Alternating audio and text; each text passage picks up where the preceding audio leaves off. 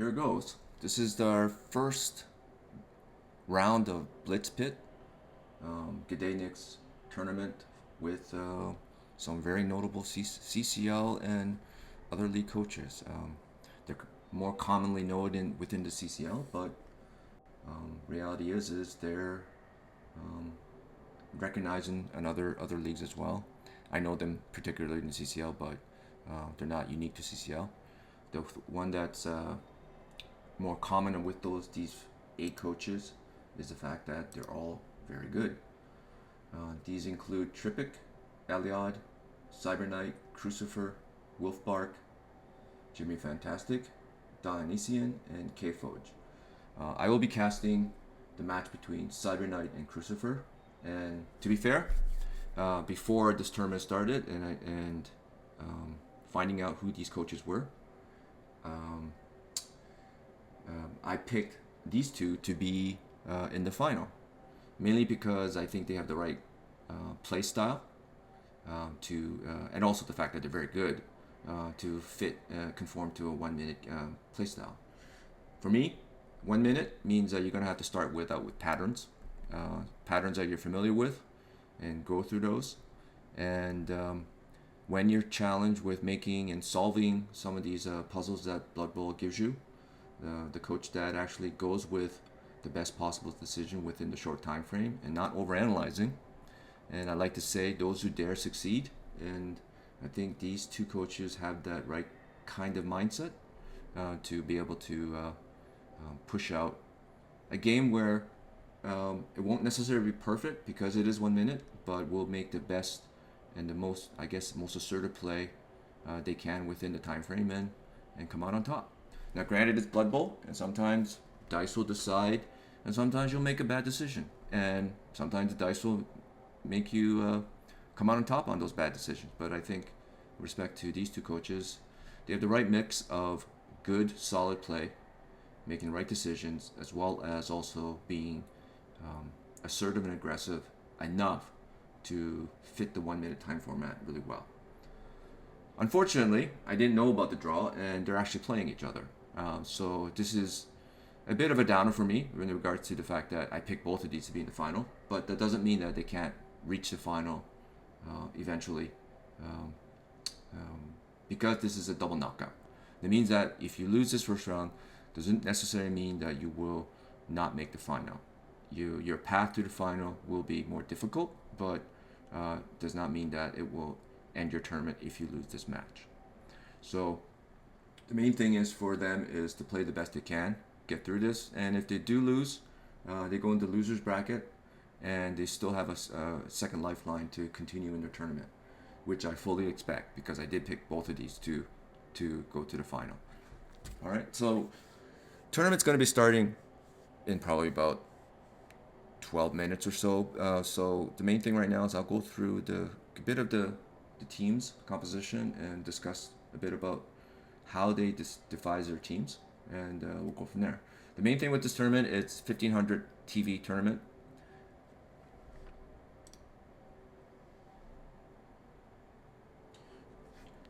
Cheers, CyberKnight. I think it's going to be a good match. I've watched both of you guys play many cup games, and honestly, I think it's going to be a good matchup between you two, and may the best coach and the best dice win, because sometimes it's not always the best coach that wins or the best play. Just nod if you guys can hear me.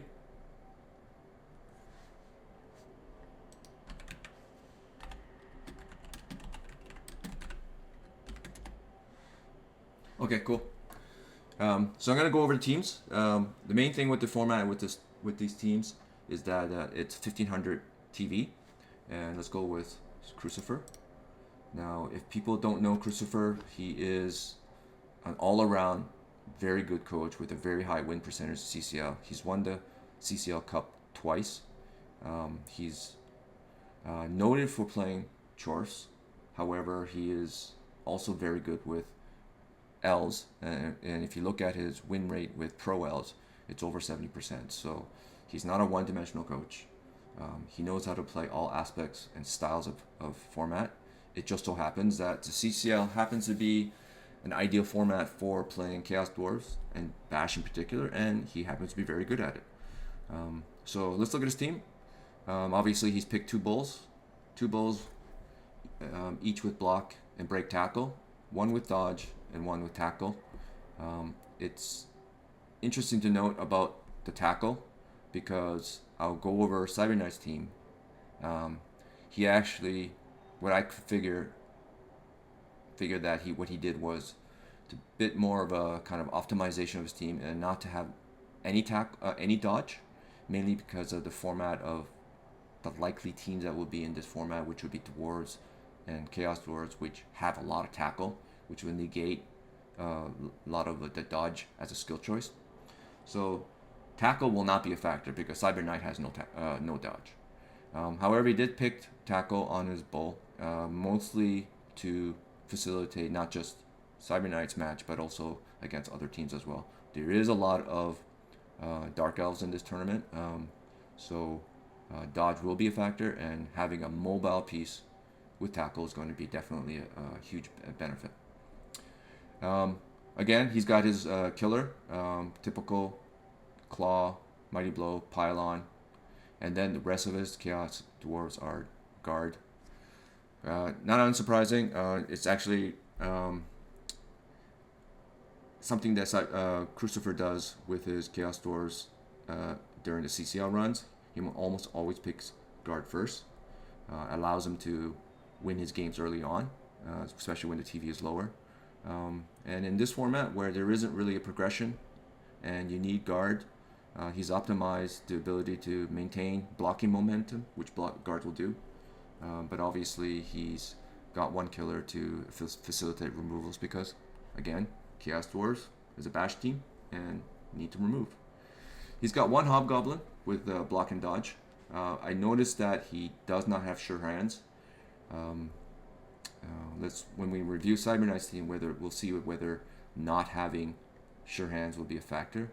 But I'm assuming that's his designated carrier, and he's got some screening goblins and just some resilience if there is a casual removal happening in the game.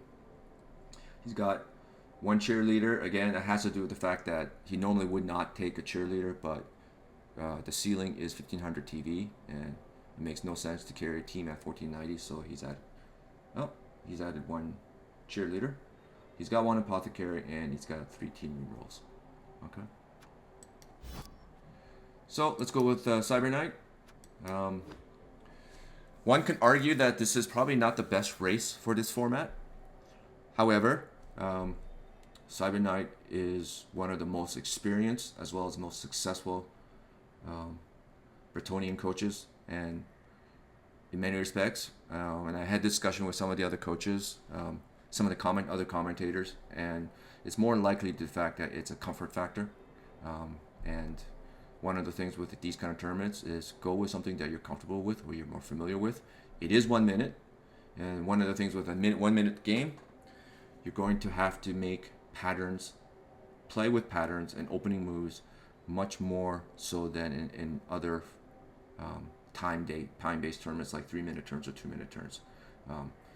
You got to go with the familiarity, and actually one of the things also is that when you're put in a stress situation where you're going to have to make quick decisions and trying to solve multi-layered puzzles, knowing the team that you're playing and you've got thousands of hours in it is going to be a huge benefit and advantage. You definitely do not want to go into a tournament where you only have a few hundred hours in. This is, I think, part of the reason why he's going with this team. And also all around, as much as I know Jimmy thinks they're crap, I don't think they're really that bad. I think they're actually tournament winning team. They've got a lot of upsides with multiple high movement, dodge skill based players, guys that can easily get strength access as well as being able to carry the ball with agility 3. The blockers are not going to be typically SPP deprived like Black Orcs, for example, and they have Chief Owlers. And one of the things with them is that if people don't know Blood Bowl, is that easy removals, even if it's mathematically incorrect to do so, on a cheap Fowler is how would I call it, mathematically incorrect. However, the risk is small because losing that player isn't a big deal, and the upside on a right foul at the right time, even though incorrect, is huge. Huge. I would call it like equivalent to buying a lottery ticket. Mathematically, no one should ever buy a lottery ticket. However, that $1 ticket might actually get you a big upside win, and this is why people do it. It's a low risk investment, low risk bet, and that's what I consider cheap foulers. You would rarely ever foul with like a elf with skills. It's a bad investment because losing that player is bad. But in case of peasants, at most 60 SPP, for example, with dirty player, and at least 40, it's a bad foul can be a good foul. And I know it might trigger Artemis sometimes, but that's how I view it. So they have cheap foulers, they got good movement, they can score relatively easy, and they got a wide dispersive skills. I guess the only weakness from a Brett team is that there really is no rule of 5. There's about 8 players that are important to your team, and they're going to be hard to protect. Granted, in the case of Crucifer's team, is not that very killy. He really only has to worry about one killer. Okay, so now let's look at his team. He's got one blitzer, stand firm, diving tackle, tackle. Another one is going to be his designated killer with mighty blow and tackle. A designated ball handler, and see he's optimized with leader so that he doesn't have to carry 3 rerolls, and with Brett's being expensive with rerolls, this makes sense. Another one, he took a doubles to get guard, so he's not going to be, I think is going to be key, even though the team is a predominantly AV8, it's not going to be guard locked in the case with sometimes with a lot of teams with Chaos Dwarves and other Bash teams. He's got 5 guard, so he's going to be able to continue with blocking, maintain momentum, and not get stuck having to make too many 3+ dodges to continue his movement. So I think this is key. I think one of the things with this game is that if CyberKnight gets a few casual removals and his AV8 failing, this could be a problem for him. But otherwise, if it remains consistent where he maintains more blocks than Crucifer, this could be a very winnable game for CyberKnight.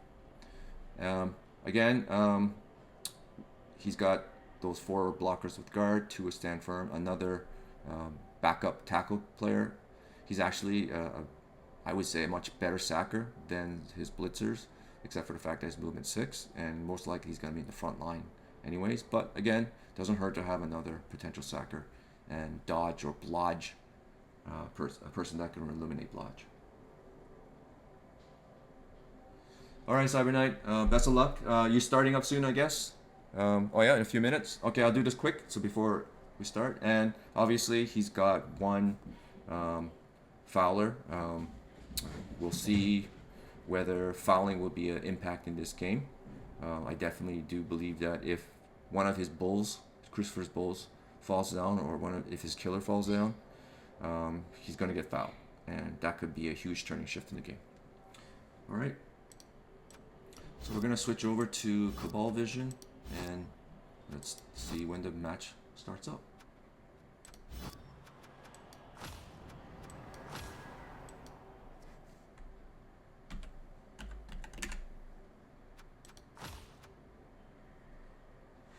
Give it a few minutes before they meet up. We still got another minute.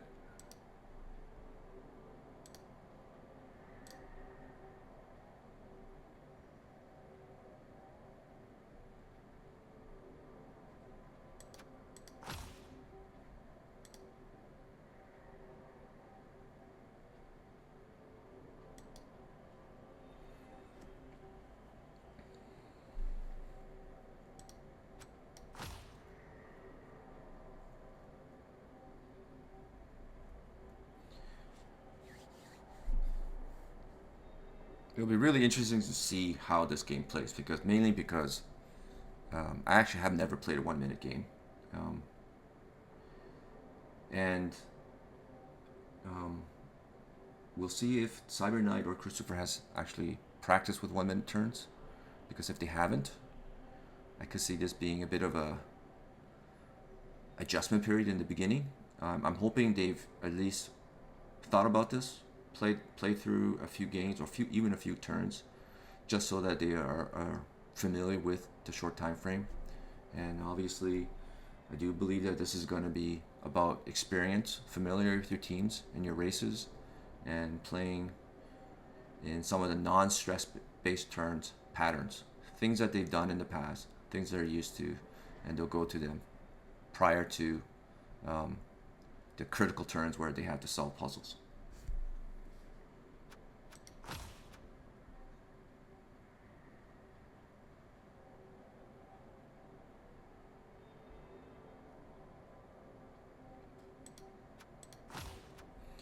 And also, we have to be a little bit forgiving when this game is being played out. It is 1 minute turns, and sometimes when there are, I guess, puzzles to solve in the game, they can be multi-layered. And these multi-layered puzzles, for a lot of these coaches, are easy to solve if given enough time, like 2-3 minutes, guaranteed. Most often than not, they'll solve it. But in the case of a 1 minute game, turn game, they may actually have problems trying to solve them. So it's not the fact that these guys are not capable of it, but again, it's because of the stress of the 1 minute turn, which is key because sometimes screens or cages or any types of basings that might not be a good move in a 2 minute or 3 minute game might actually be enough because there's enough layers, and because of the 1 minute, they may not, the opposing coach may not be able to solve it. Here we go.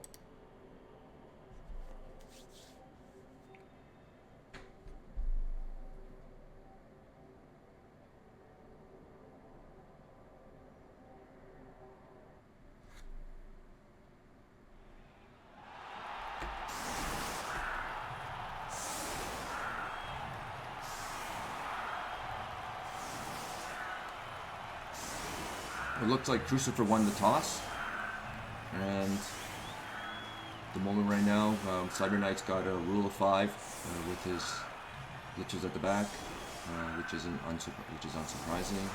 He does have one blocker in the front, just simply because, again, the Bretonians have an advantage and a disadvantage in the sense that they got 8 positionals that are good.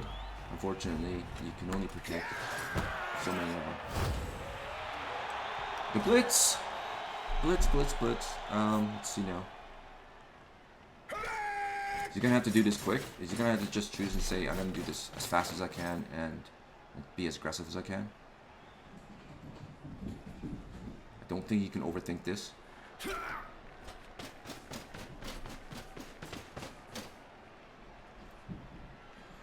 Looks like he's gonna go after the blodging bull.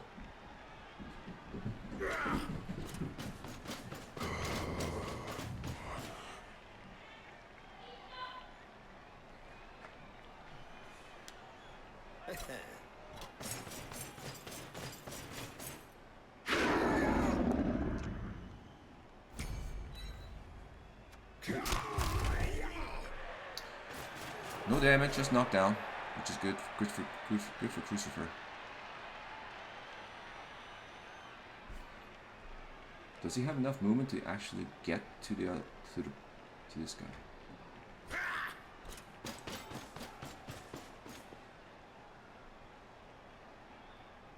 Don't think he does.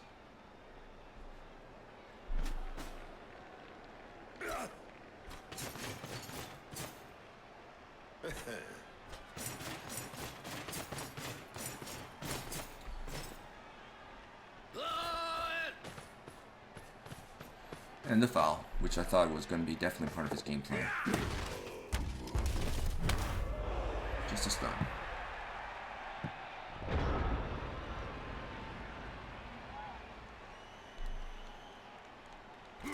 So there's a bit of a stress on this ball pickup.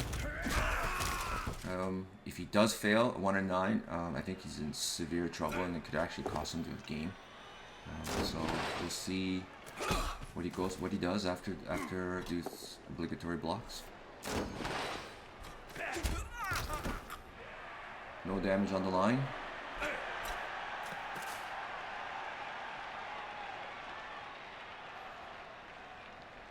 Looks like he's gonna pile on the killer.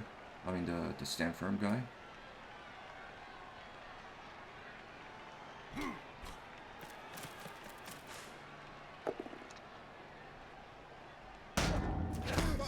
Just a push.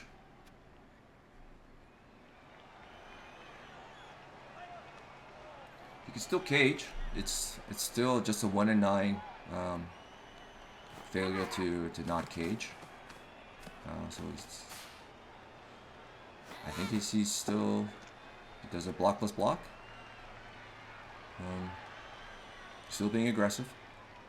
Again, I don't think it's just terrible, but it's just, again, another dice roll that you kind of you're forcing yourself to, volunteering to make before the ball pickup. But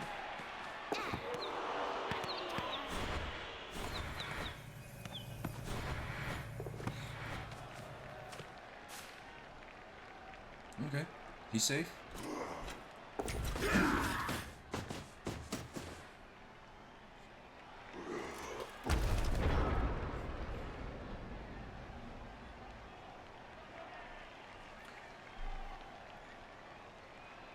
Reasonably safe, no issues with the Blitz.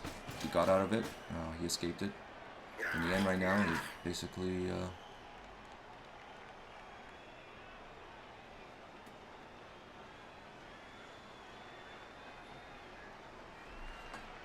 yes, this is where the 1 minute turn might be an issue, right?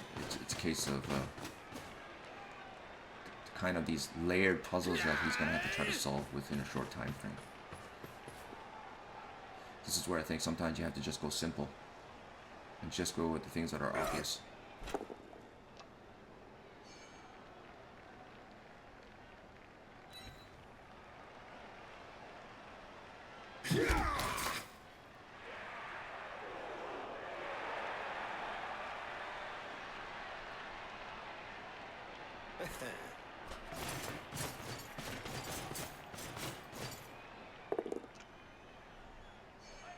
Killer got hit, knocked down. Killer's most likely going to get fouled.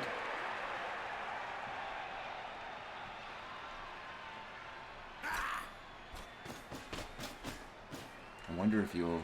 Well, he's definitely going to hit him. Whether he chain pushes this guy, his own guy, or the Hobgoblin. Because he could... Mighty Ball hit on Armor 7. No damage. Okay, so what he did was he chain pushed him, the Hobgoblin over here.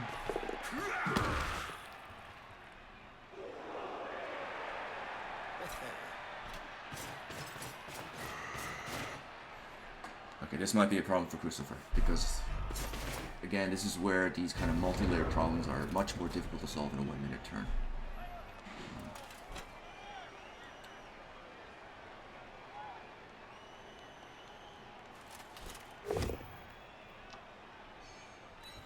Just a push. Block dice is so far been relatively muted for Crucifer.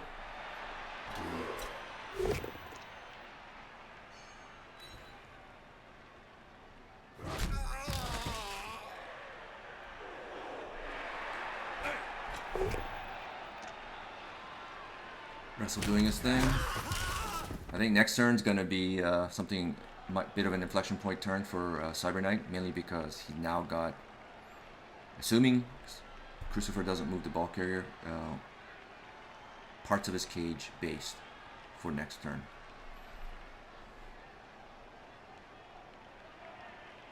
I don't see him moving out, but who knows?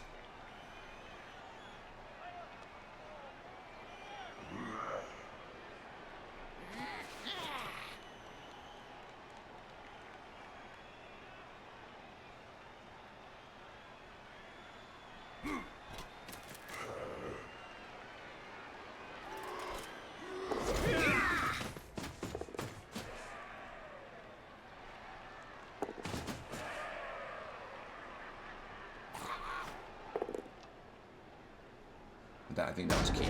Knocking that wrestler down. And a KO. Okay. This makes it a little more difficult for CyberKnight. Any apples in.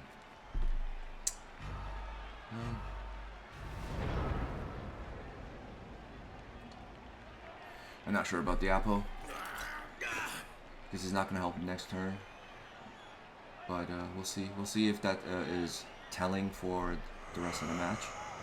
It's definitely very aggressive. And again, as I said before in the beginning of the stream, aggression is going to be, I think, a positive influence on who wins this game.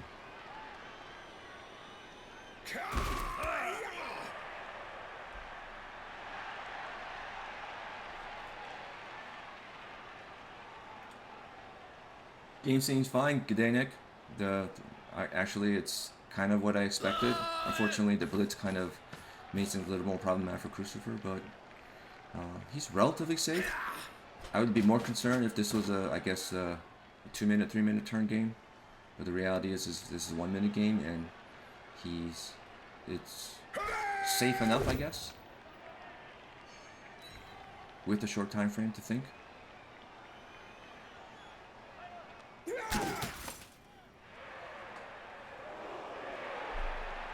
Let's see how this.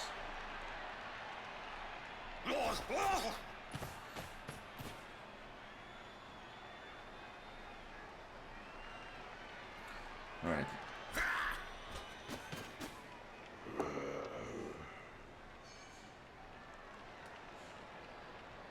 One thing here is that CyberKnight is heavily weighted on the right side, and he does have 2 mobile pieces. So it's really going to see, and the bulk here is not base, so it's a case where, and he's still not base, where he might have an escape here, at least to get some relief on this side, because CyberKnight's overly weighted on this side. And this is the part of the big strength of Chorf. Even though they're relatively slow, they do have 2 very mobile, strong pieces, and it's not that he's going to be able to escape, but he's going to be able to shift 2 guys over here while moving some of the slower guys over, if he chooses to do so, and be in a much more safer situation.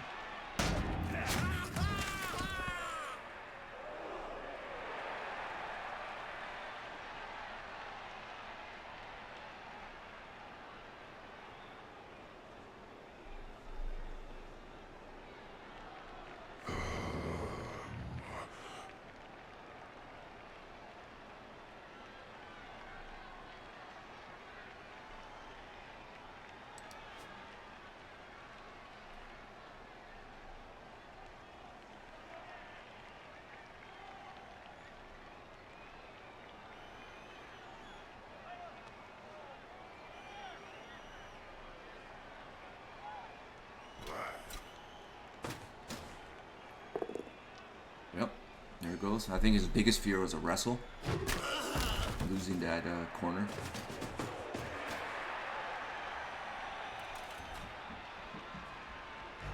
I have to be quick.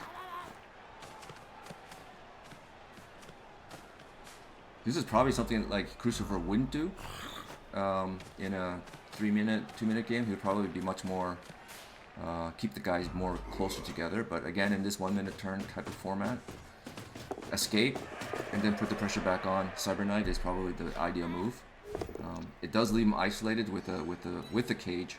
However, also with less men on that side, on this left side here.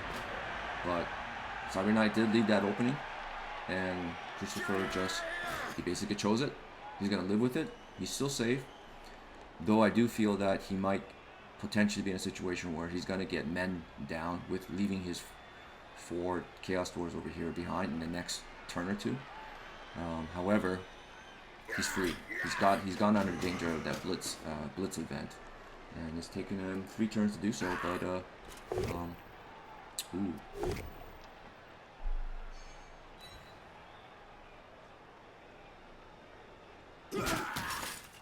Let's see if that double skull ends CyberKnight's turn prematurely. But anyways, what I'm getting at now is that typically this with these light cage is not necessarily the best thing with these guys isolated over here, and considering how slow they are. However, in this situation, I think that was the right move because that opening was available on the left side with it being light on Bretonnians. So in this case, again, he's pushing forward, and let's see what happens in the next few turns if that costs him with leaving the doors behind.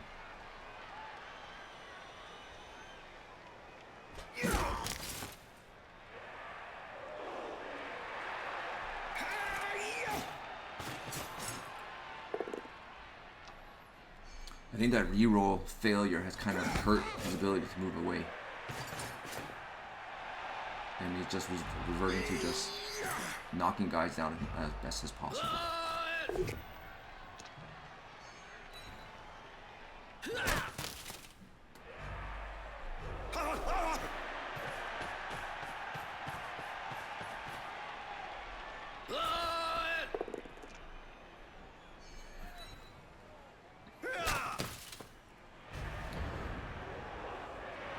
I don't think it's a huge setback. It's a case where CyberKnight needs an extra turn to swing back over to the left side.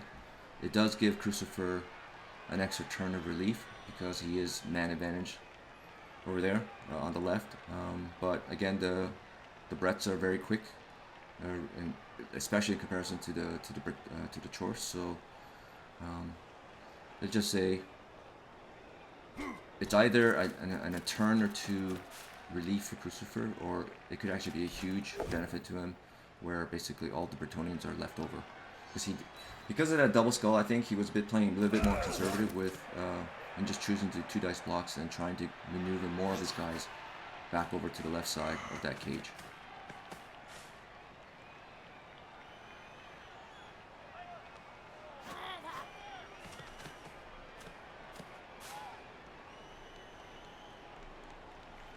I think the worst thing here is he's probably going to have to re-roll a both down on the wrestle. Or you can just dodge out.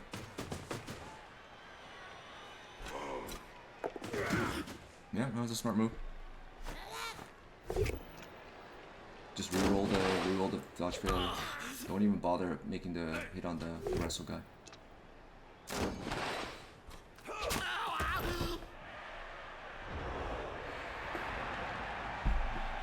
Now, what looked like maybe something problematic, based off of the last 2 turns, I think CyberKnight's a bit in jam because all his guys are left behind, and they're right now stuck with a few dwarves, and is tying up pretty much everyone except for 2 guys on his team.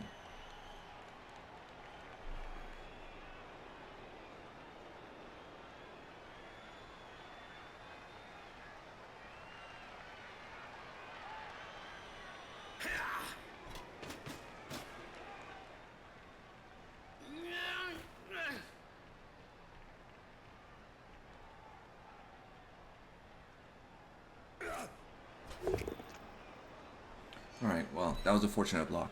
That's going to clear up 2 of his guys. So he's going to have 1, 2, 3 guys free. Potentially this one dodging out.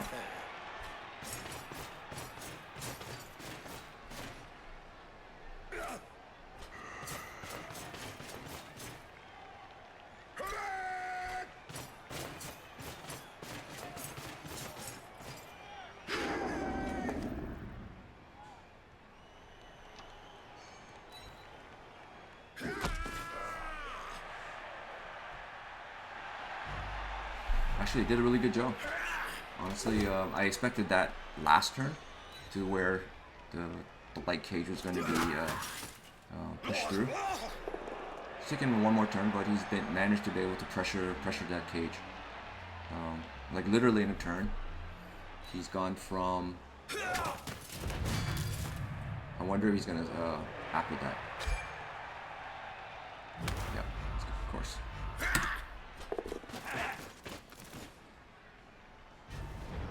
That's the risk of pushing forward, leaving these guys behind. He did. CyberKnight really did a really good job. I have to put that to him. He's got tying up essentially 5 guys with 4 of his, and he basically penetrated the cage. Took him 2 turns to do it, but again now there's some additional pressure on Crucifer's ability to score. Technically he can score with the bull. Unlikely. The ball carrier is out of scoring range at this moment, so in actuality, in the case of CyberKnight's case, he actually has another turn if he chooses to not worry about the ball carrier, and maybe even kind of potentially build up for another with a 2 dice hit.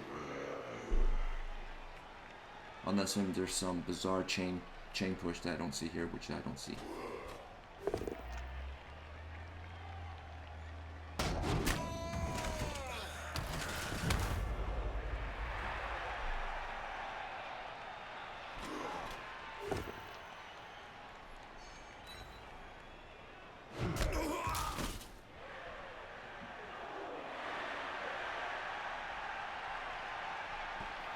That stun was huge. This guy.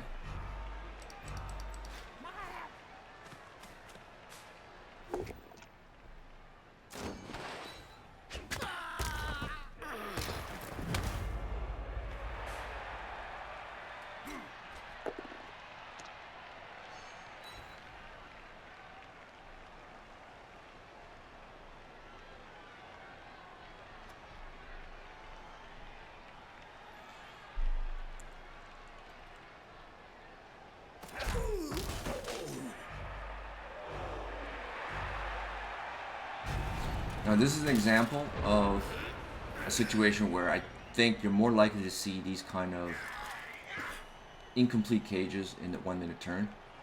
Now Crucifer had a great round of blocking hits, a couple of timely stuns, but the way it's set up right now, he's still vulnerable, especially if CyberKnight plays aggressive this turn, to potential ball sack. Mainly because he's put himself right beside a guard piece. I doubt he's going to use this guy to blitz if he chooses. However, it's a case where you basically got a guard. Depending on a dodge, you could get the ball with a 1 die hit. Not sure if he's going to use it, but again, it's a case where you've got a more direct route to the ball carrier. Oh, he does it. Interesting. Ugh. That was a very aggressive move, and didn't work out. I would have thought that he would have picked him up and dodged him over here, blitzed here, pushed him through here, potentially got another hit there. Maybe we're reverted to pick him up, dodge, blitz. If it doesn't get the 1 die down, push him through here, potentially get. We would have got a 2 dice here. So, but again, this is like one of those things where I think CyberKnight would have seen it in a 1 minute, in a 2 minute, 3 minute turn fashion. Unfortunately, this is a type of tournament where when you're playing and you're under stress in 1 minute, you may not necessarily see those kind of other options.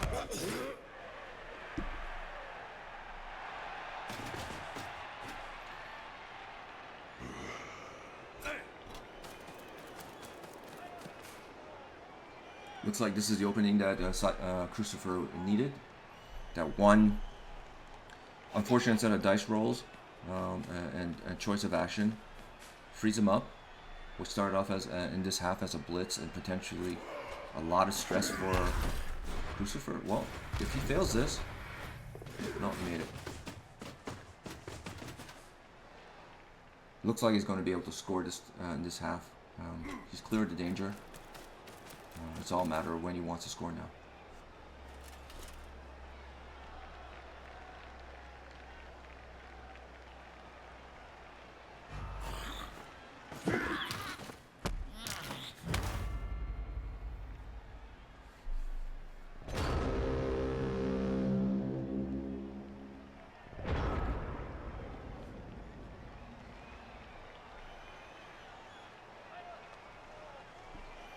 I think at this point in this case, what I would do is with CyberKnight's case is just put as many guys in, push a corner out of the cage, and put as many guys in, pressure, and base the bulls, and see if Crucifer fails a roll.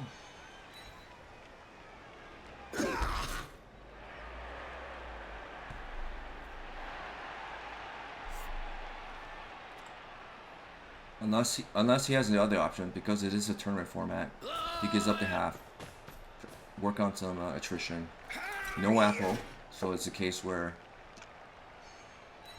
this guy is potentially at risk of being out for the rest of the remainder of the game. But it looks like he's going for the base and pressure. I don't think it's going to be enough, mainly because there's a lot of guys tied up. It might be just token pressure, just to remove the Blitz from another player.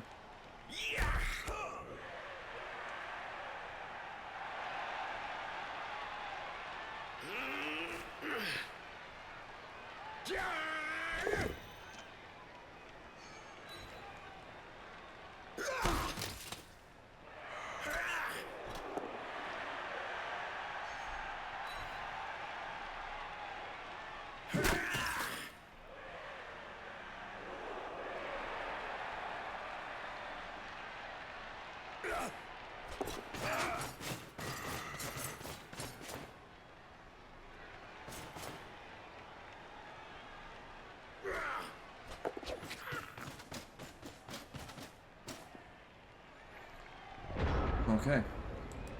Stand firm, dive and tackle. He has to blitz this guy. So again, this is a case where basically are dictating to Crucifer what he has to blitz, and it's going to be have to this individual. I don't think it's that critical that he actually knocks him down, because he can always hit back with him and just remain here. Again, it's a case where it doesn't have to be a perfect cage. Especially in the 1 minute format, you just have to have it good enough to make it problematic for CyberKnight to solve. And I think in most cases in 1 minute format, it should be sufficient.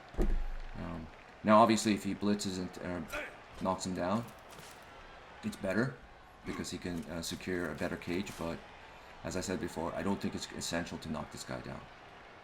But the thing with what CyberKnight did was it positions or dictates who the Blitz is going to be.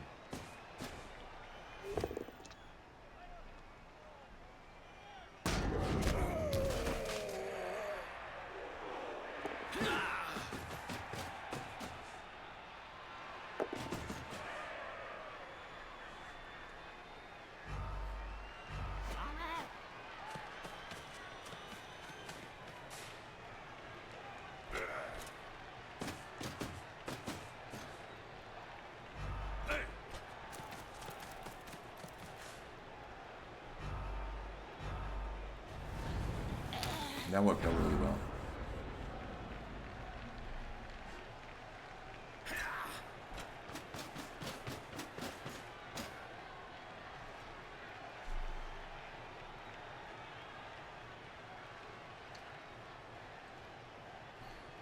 Is it even worthwhile to even trying to base this?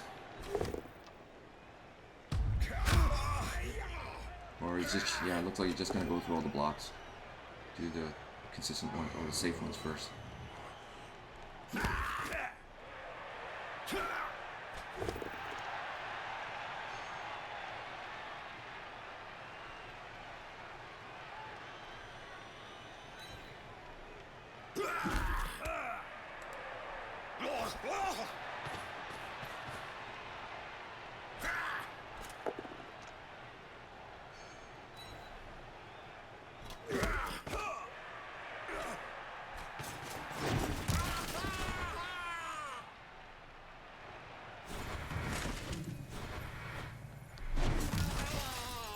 Worth a try, worth a try.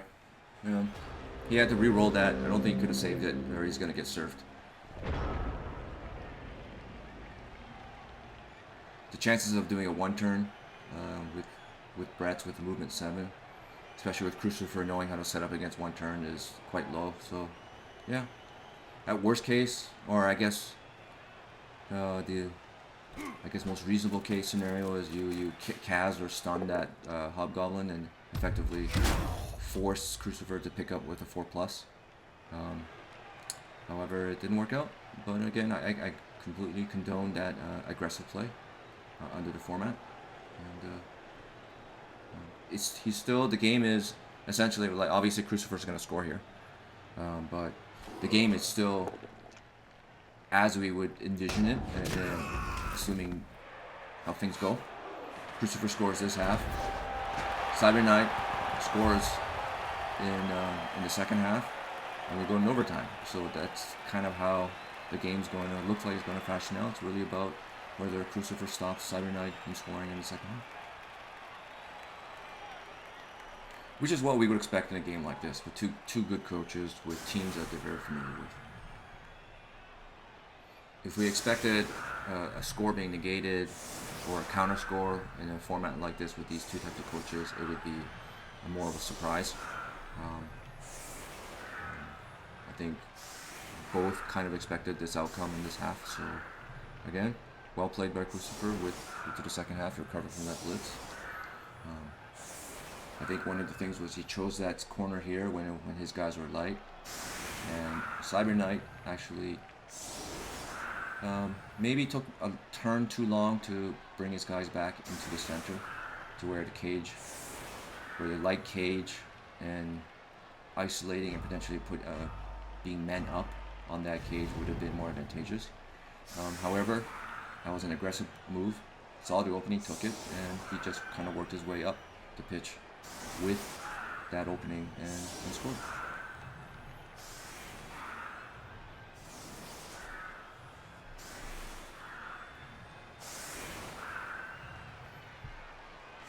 If you notice, to anyone who's relatively new to Blood Bowl, these are his main guys on this team. And on the kickoff, he didn't put them on.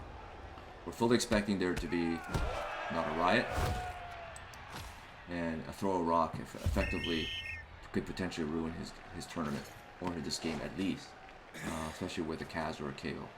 And basically, they're not going to be relevant in the turn, so you just put them off the pitch. If they're not on the pitch, they can't get hurt.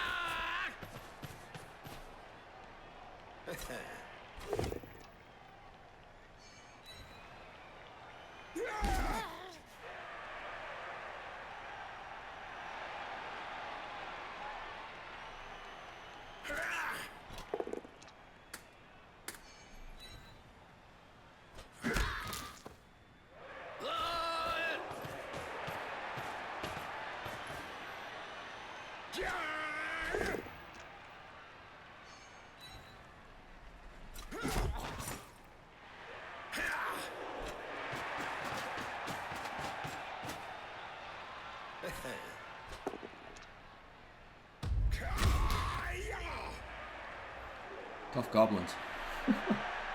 Armor value 7.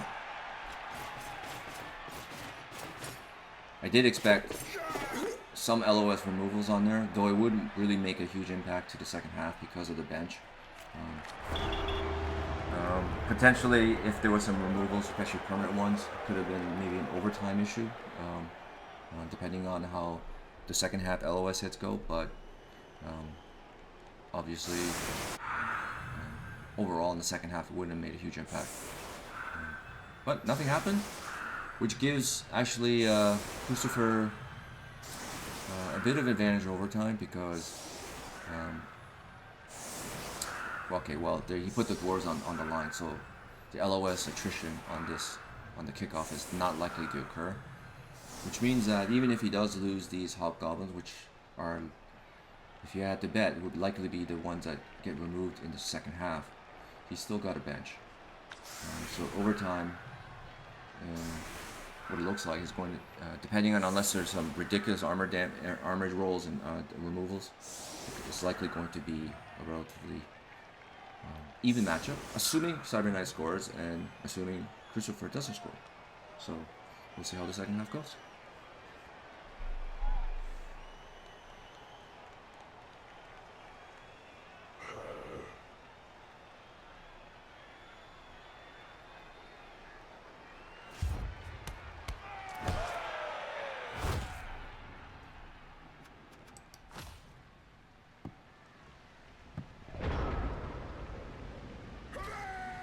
Interesting.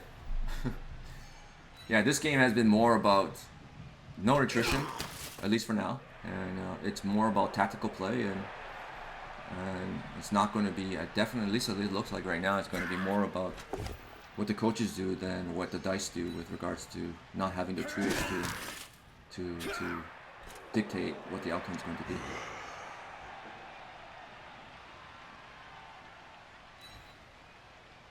Now I do fully expect not Crucifer. The two guys would start with a C. I'm going to mix up those two guys. I do fully expect CyberKnight not to rush this, and maybe even just loiter for the next few turns, just to kill turns. Don't risk things. Maybe keep some stressless turns, and eventually score late. Okay, this is, I think, if I thought was a bit of a mistake, because a non-knockdown keeps him based. I do this all the time, so it's not a criticism on CyberKnight, but I do this quite a bit, and you just given Crucifer an extra hit, especially with the Palmer, which might hurt him. It's minor, but it's a case where, again, if you probably thought about this a little bit more, I probably would not approach that type of blitz.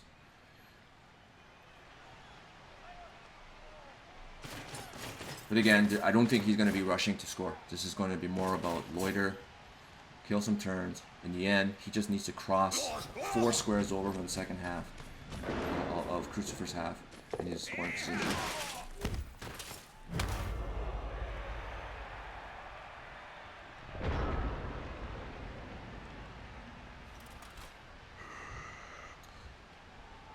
Which I do, yeah, so it's a case where I think he's going to burn off 4 turns.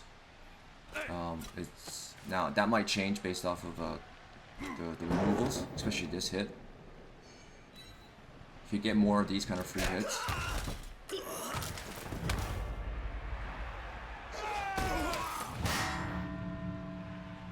He might, Crucifer might dictate an earlier score, but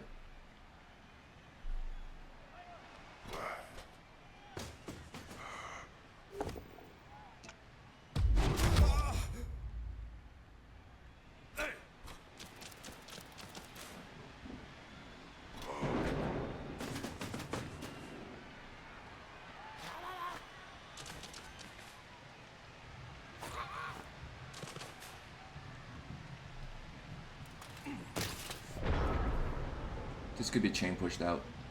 I don't think that's a big deal here, especially with this guy. This guy's really not in danger.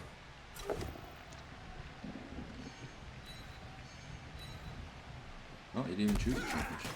Interesting. It's really here. I guess he blitzes here. Puts another guy here, pushes him off. Takes away any... Clears out all the guys that are based. Delay a turn.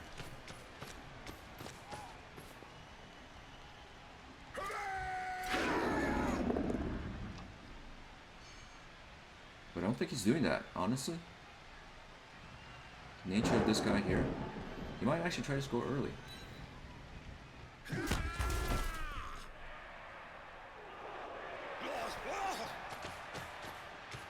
I think that's what he's trying to do.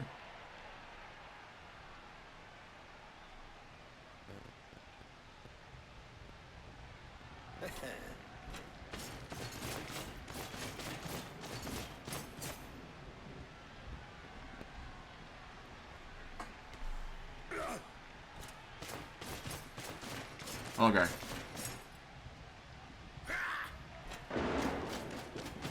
He's moving to the side. He's pushing forward more. I kind of expected him to kind of loiter a bit, but yeah, I can totally see this being... This Chorf is going to get fouled.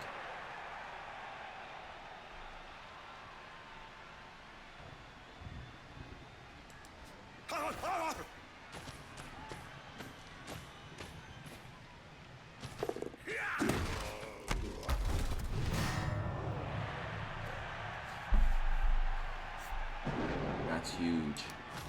He's gonna eat that. That was actually a very good turn. I didn't see this, and quite honestly, this is a much better approach. Move forward, still keep the guys off his guys, and he actually managed to get an attrition. I guess one of his it's hard to debate which one's better, which one of the bulls is better, but it's definitely a very good turn.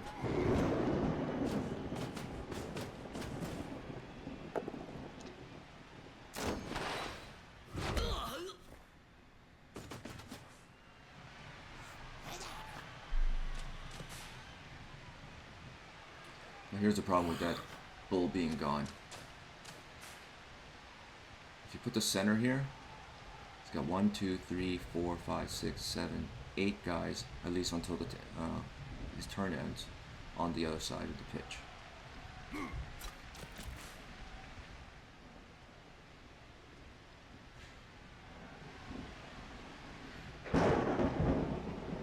And you really can't get over to this side, to the strong side of where CyberKnight is, which means that basically this is effectively an easy score with some stressless stalls down here. And if he exposes this bull to any aggressive play, it's getting fouled.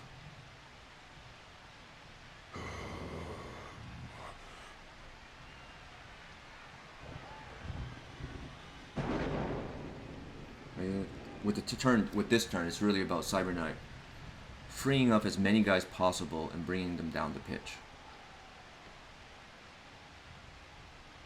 Plus fouling this dude.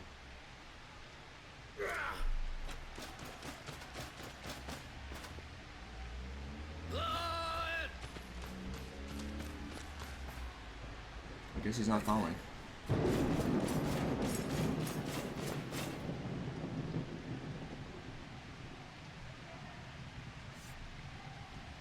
Maybe a mighty blow hit.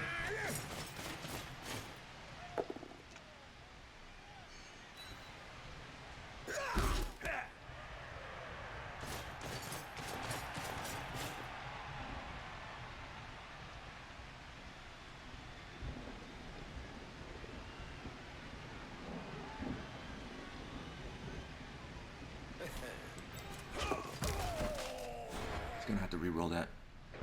He's exposed himself to a potential bull blitz. Oh, he ate it.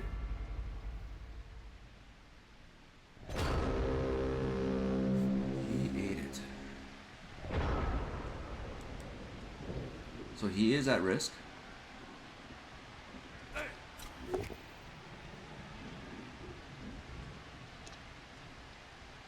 question is whether he chooses it.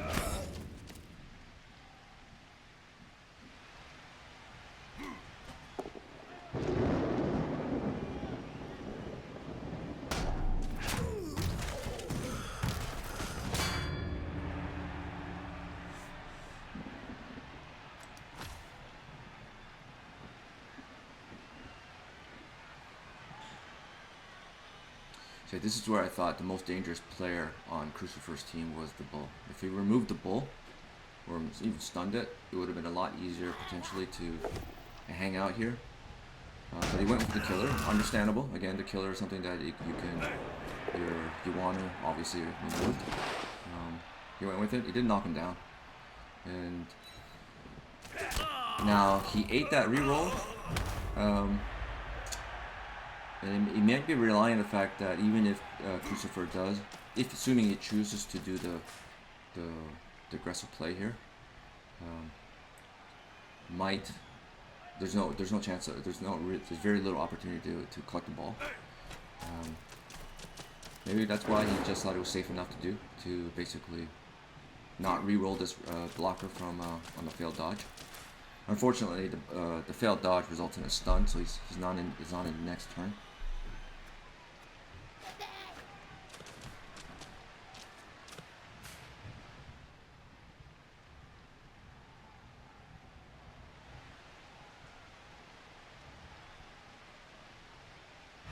The other approach is just going to force the score. Nope, he went super aggressive. Don't re-roll that. I wouldn't re-roll it. He re-rolled it.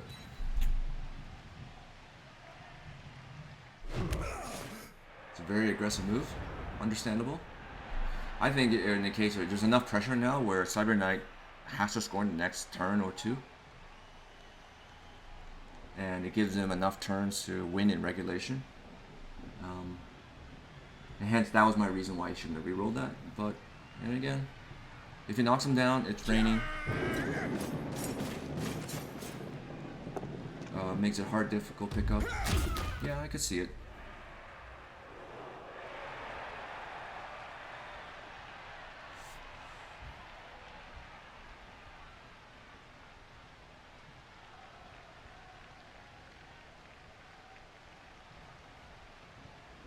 Question is, does he stall?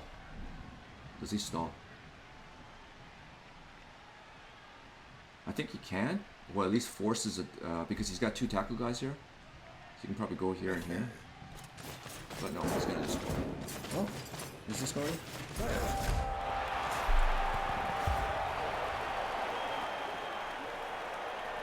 That was the reason why I didn't think that it was necessary to do that reroll. Question is whether that reroll is going to hurt him in this drive. Will remain to be seen.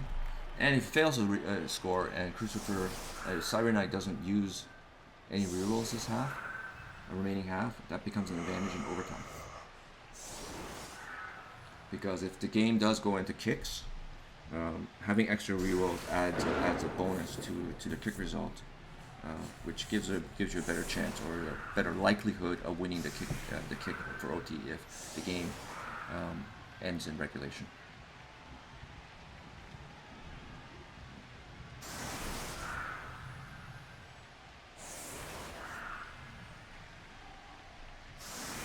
Let's see. Well, he didn't come back. That's huge. It's still 11 on 11, so it's not a disaster. And quite honestly, if Crucifer was asked if this game was going to be tied 1-1 with 5 turns remaining to score, I would think he would take it, even if the goal was gone.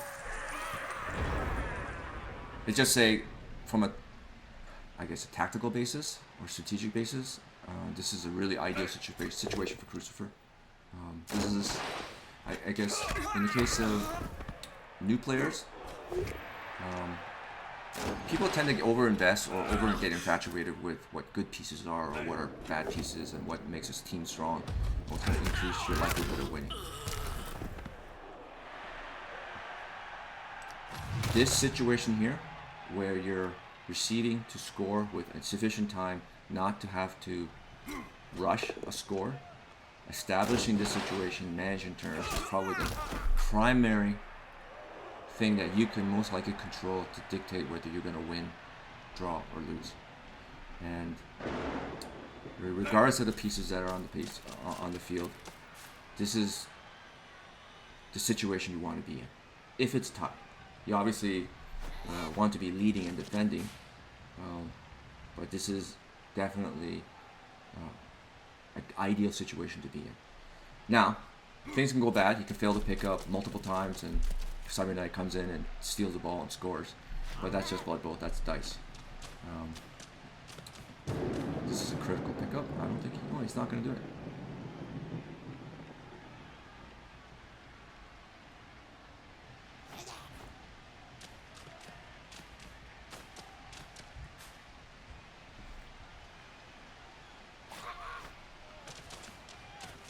Yeah, so for new players, turn management.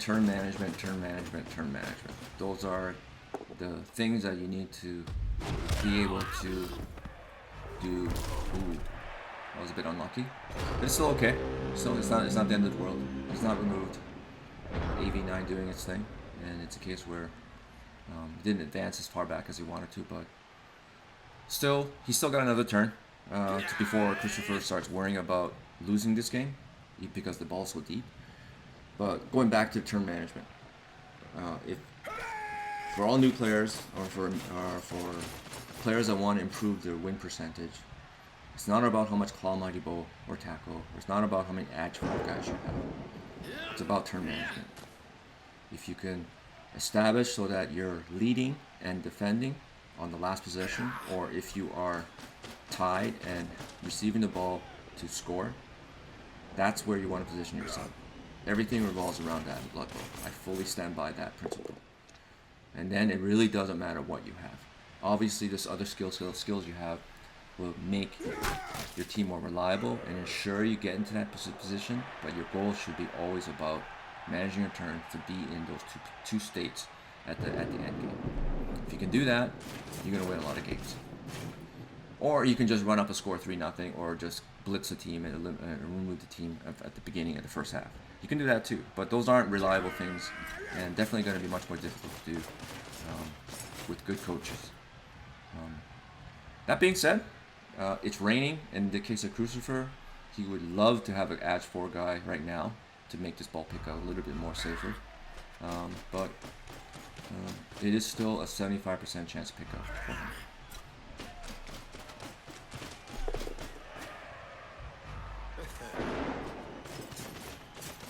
Thing to remember here is there's 1, 2, 3, 4, 5 guys able to score.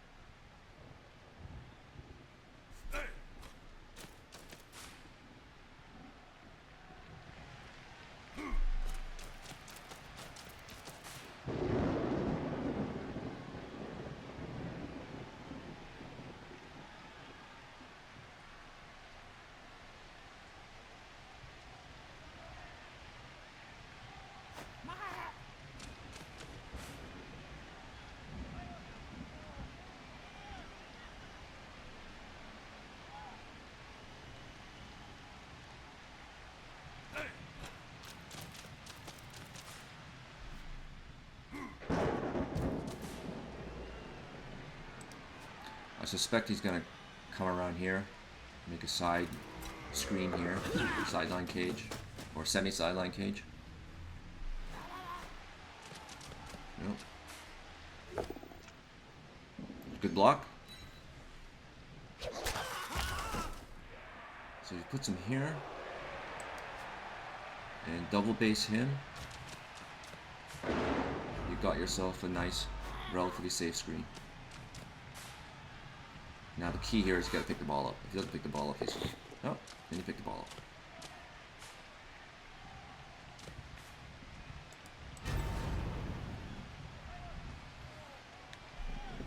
That was huge. He has so many things needed to go right there.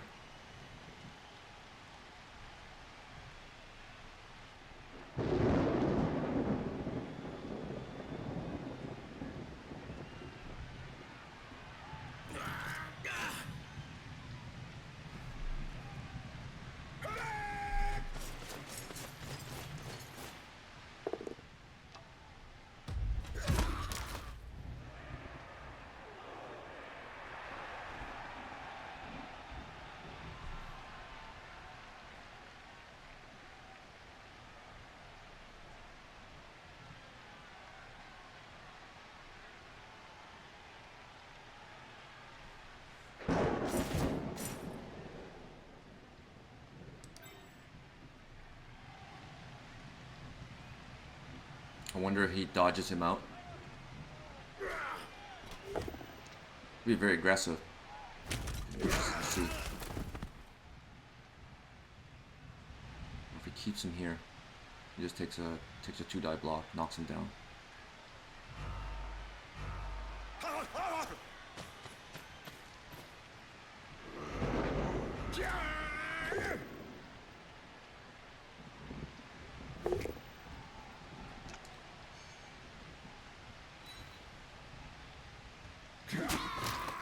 The thing here is now is that depending on, he can just move up here. Depending on how these blocks go.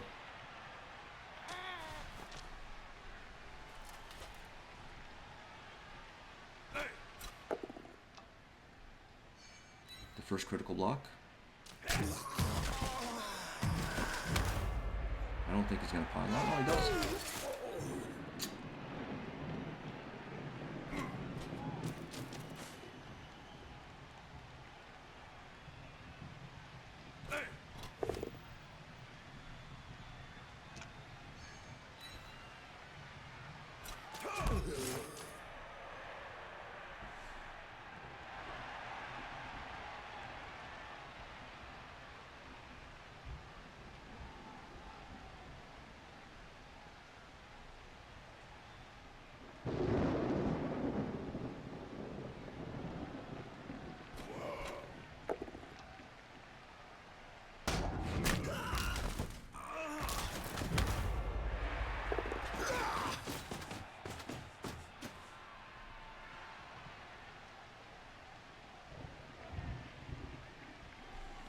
Looks like he's going to choose to go to the right side.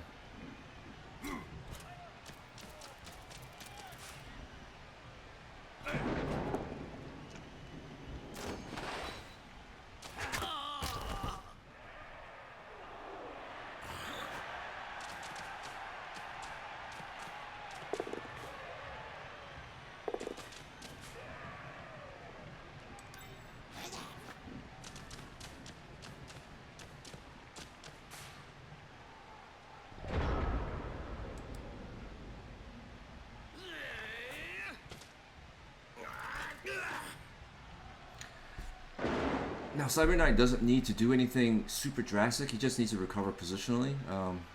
Crucifer did a really good job of getting to this point, cross center. Still not in scoring range, so it isn't really essential to knock the ball carrier down.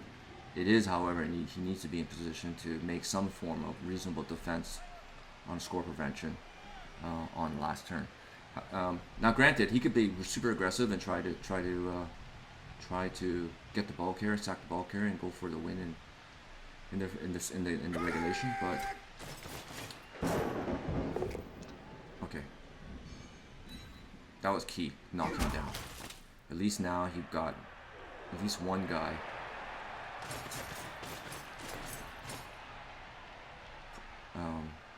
basing him at the very least.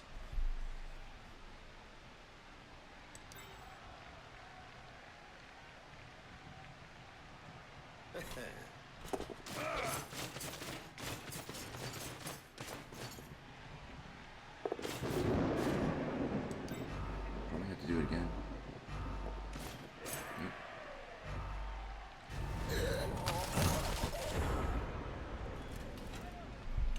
Yeah, that's a case where I think the 1 minute turn impacted CyberKnight's decisions. I don't think he completed all the decisions he wanted to do.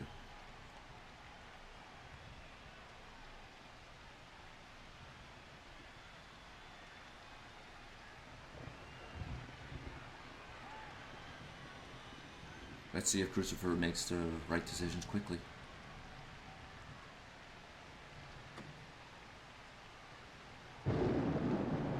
It's going to be a bit of a mess. I don't see how this is clean.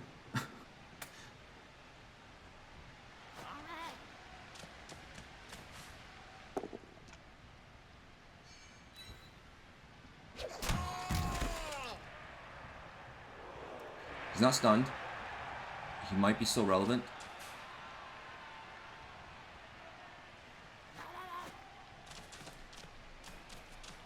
So it's going to be this guy over here. This guy dodges out. Maybe. He might even stay here and just keep blocking everybody. The main thing is you gotta prevent this. This.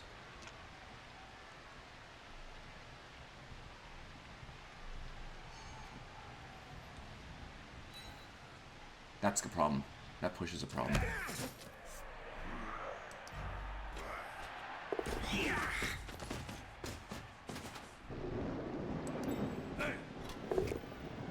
Nope, not anymore. He's down.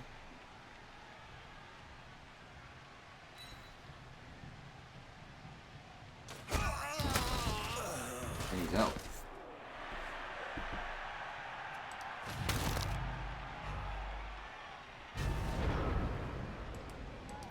Does it go for 50% dodge, 75% dodge, and that 2 dice?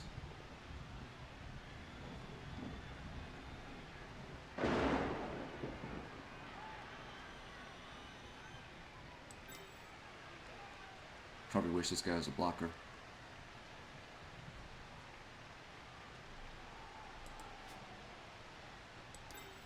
I wonder what the odds of it better with doing this to get 2 dice.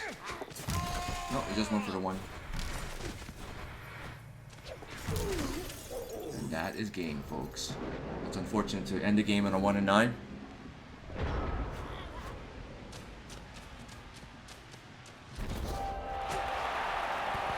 Well, congratulations, Crucifer, on that win. Nice recovery in the rain with a deep kick. It was pretty dicey in that situation. Overall, well played game, and it's a case where revert back to dice willing. Crucifer had that tactical advantage of being able to have the ball possession at the end of the game to secure a win. Congrats. Now, it's not over for CyberKnight. It just means that someone had to lose this game, so CyberKnight will go in the losers bracket and Crucifer goes in the winners bracket. But as I said, my bet was that these 2 guys will meet the final. So CyberKnight, one of you guys had to lose, but I do expect you to go through the winners bracket, losers bracket, and come back out. Okay.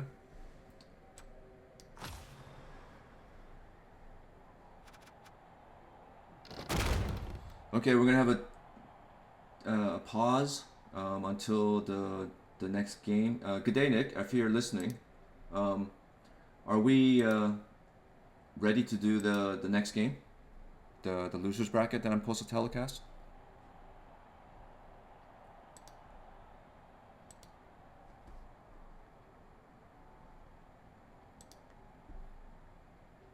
All right, Elyod's waiting. Okay, never mind. Okay.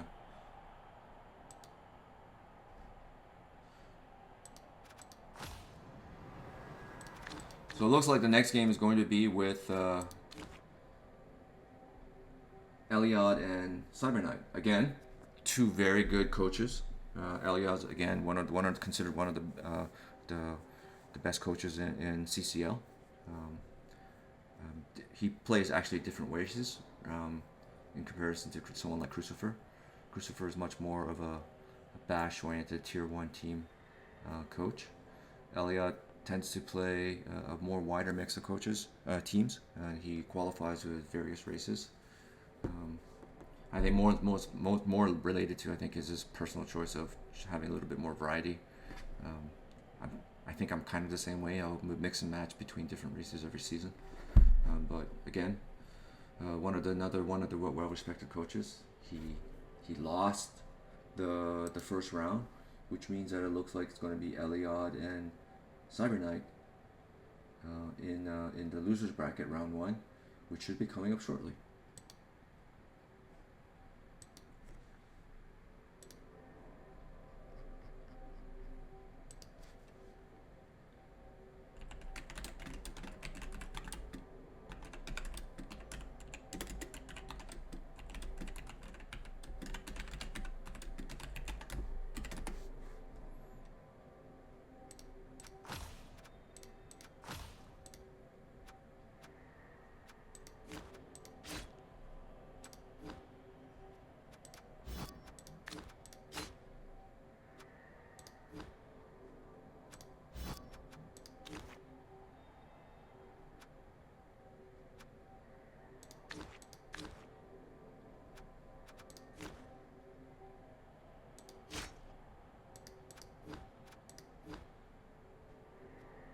I guess we're still waiting for the assignment.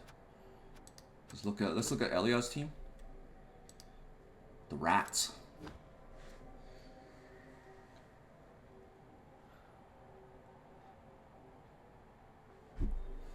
Okay, so he's got a Jugs, Claw, Rat Ogre. He's got a Claw, Mighty Blow, Pylon, Storm Vermin. He's got a Tackle, Mighty Blow, Pylon, Vermin. He's got a Ball Sacker, a Wrestle, Tackle, Strip Ball. And he's got 2 other Gutter Runners, 1 Ball Carrier, 1 more Utility, Annoyance with Guard. Um, and this team lost, which is surprising.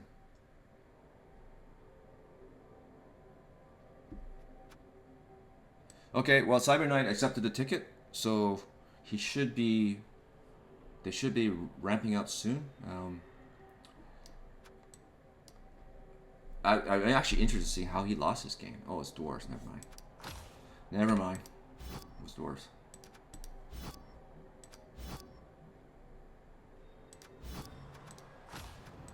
That explains a lot why he lost.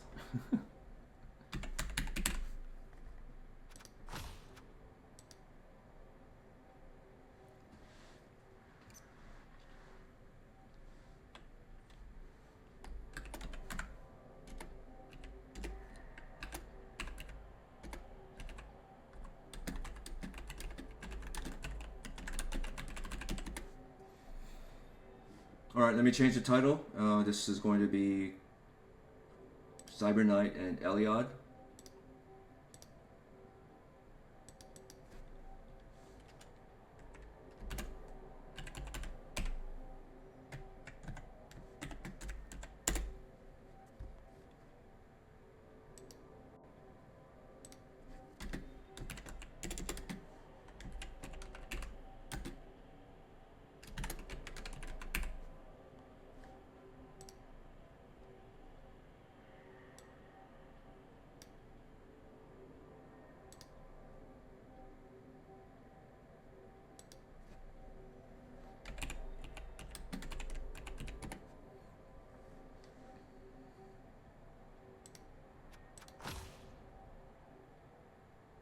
Yeah, they're just waiting for the match to be scheduled, so let's see.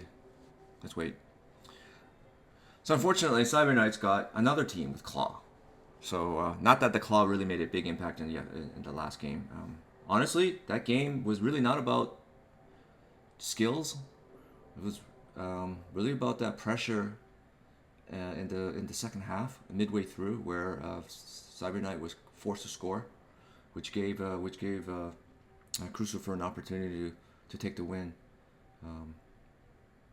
in the second half with 5 turns, which is now it could have went it's results based thinking, but in the sense that it was raining, could have dropped the ball, could have fumbled. There was 5 guys that Cyber had to pick the ball up potentially to score and go ahead and win. It definitely could have been a possibility, but more often than not, you want to be on the receiving end of the ball in the second half. So kind of ended out the way from a turn-based management perspective, the way the game should have ended out. However, there was a lot of variables in there. Obviously, it's Blood Bowl, and it could have been easily been CyberKnight's game with just one oopsie roll.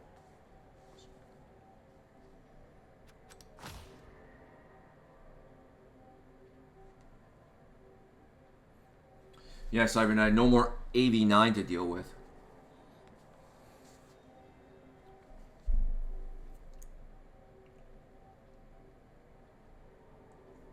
Overall in that game, honestly, even with the 1 minute, it was still over an hour long, and which I'm maybe over an hour or just about. Well, within this time frame of what a 2 minute game should be, and also the game was relatively clean. And that's more of a testament to the coaches with respect to their ability. But also the argument that 1 minute turns isn't necessarily bad Blood Bowl, right? It's actually, from my view, at least from that example, limited view of the game. And granted, it's 2 excellent coaches that know how to make moves correctly in a short time frame because of the thousands of hours they play. It was consistent with what you would expect in a 2 minute, 3 minute game for the most part. So, and definitely I think 1 minute games are probably, at least unless it's a replay, 1 minute games are probably much more viewer friendly because of the fast pacedness of it.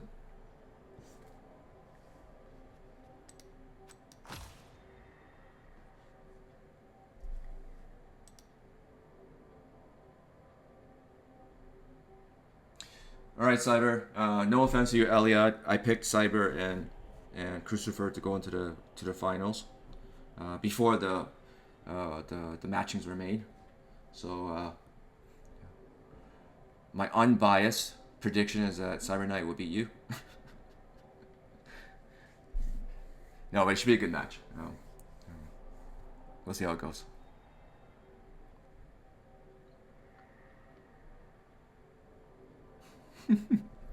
Actually, your team's pretty good. I was like thinking, how did they lose? How did you, just purely from a team building basis, I thought, how did you lose in the first round? And I was like, then I saw who you played. It was Dwarves, and I was like, okay, it's probably like the worst matchup for Skaven, at least from a annoyance factor with Mighty Blow and guard and tackle.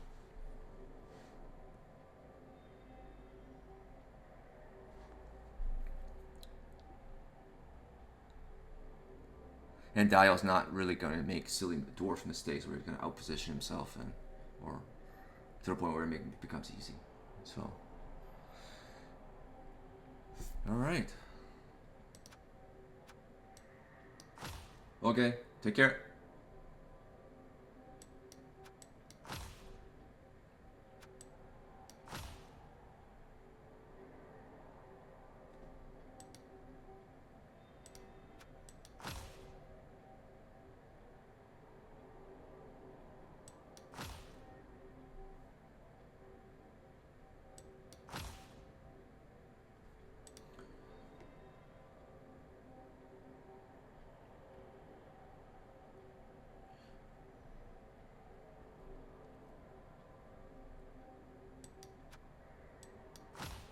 There we go. Yeah, so I don't think well, obviously I can't comment on Elyod's game because okay, I got an alert. I had no idea what that alert was for.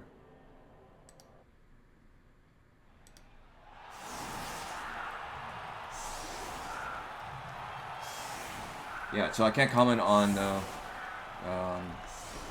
Elyod's game because I didn't see it. But CyberKnight, I don't think he played like shit. I think it was a case where I thought maybe he would have burned a few more turns early on in the second half just to make it a little bit more difficult for Crucifer to score on his opportunity to take the win. But again, it's 1 minute turns, and honestly, the setup to actually get into scoring position, I thought it was quite brilliant to do. It was not what I would have done, and it was actually better. It was just 1 minute turns and certain choices. I don't think it was a bad. I don't think he played bad. All right, so it looks like CyberKnight is receiving. The rule of 5 is Elyod's positioning for defense, and in AV7 we trust with rats. It's a case where can you withstand the AV7 LOS hits to the point where your speed is irrelevant because you don't have anyone on the pitch, which is my biggest complaint about Skaven, why I dislike playing or coaching Skaven teams. But Elyod and there's some other players like Crystal Hunter is another one who's not in a tournament, who's also a very excellent Skaven coach, do very well with them.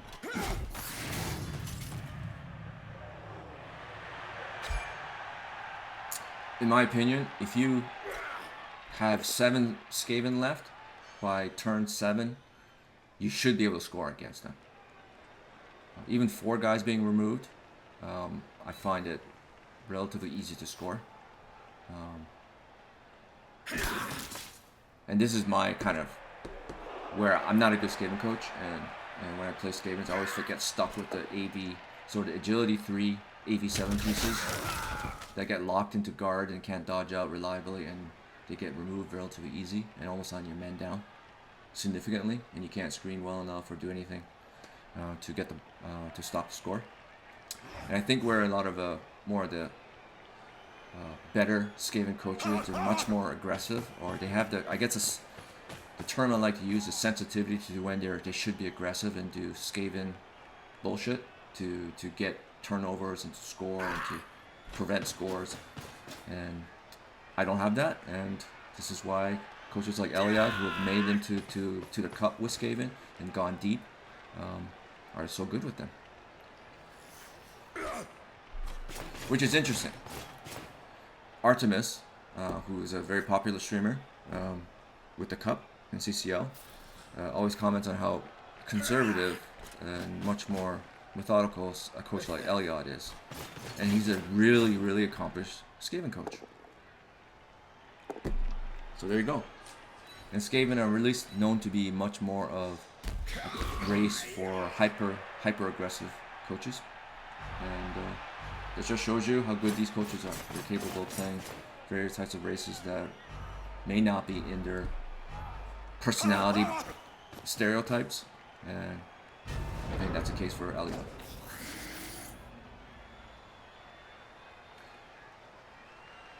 I think this is a positive LOS outcome. Only one removal for Elyod. So he's got 10 players. The other thing is he has 2 claw guys. So if again dice willing, it's a case where Elyod could just clip CyberKnight's team and eventually make good play, positioning, things like that be irrelevant because he's just, this is Blood Bowl. Of course, he starts out with double skulls, but that's the nature of the game. And he dies. He's probably gonna apple that. There's no way he's gonna let that die. And apple fails.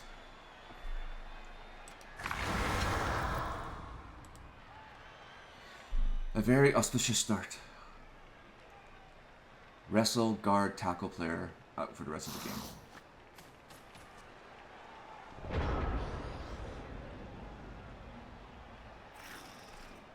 Now, it's not a good start, again, but it's not, I wouldn't say it's the end of the world. It's a case where he's much more vulnerable to a couple more clippings coming up, and it could steamroll and kind of snowball. But again, I'm sure both these coaches will note that they've won games where they've had 3 people removed from the LOS, and all of a sudden there was no removals after that for the rest of the game, and they basically won easily. So there's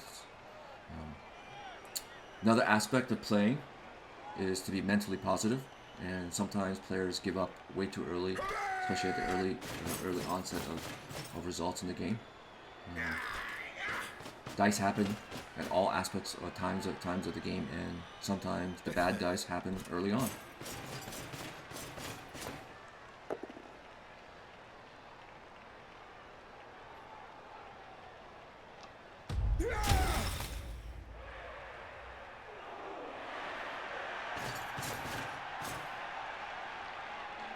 This is definitely a foul.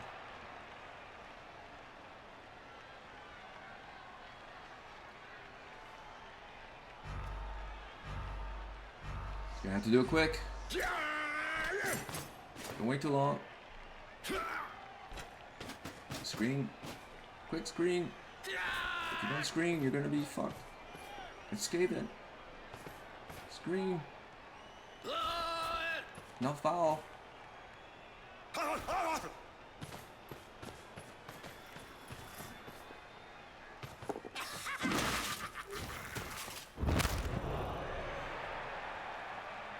Move the other guy. That's not a very good cage. Oh, he's dead. He's dead. Don't leave him there. Yes, move him over. Yes. Now the cage is safe. There you go.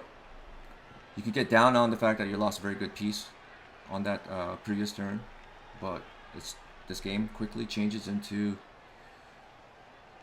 arguably the most dangerous, maybe not necessarily the best piece of Elyod's team being removed for the rest of the game.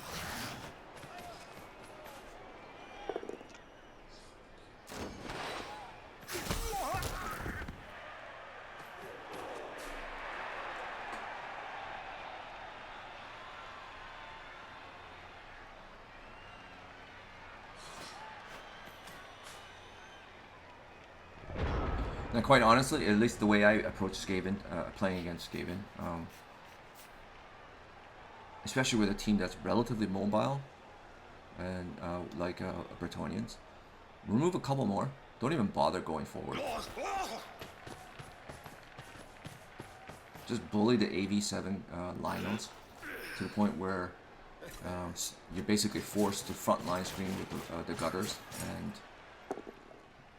you basically effectively are going to leave open a hole with just a single blitz. Because he also only has 3 gutters too. That's the other interesting thing is that he built his team with 3 gutters. So he doesn't really have a lot of redundancy if one or two of them get removed for potential for scoring back on his drive.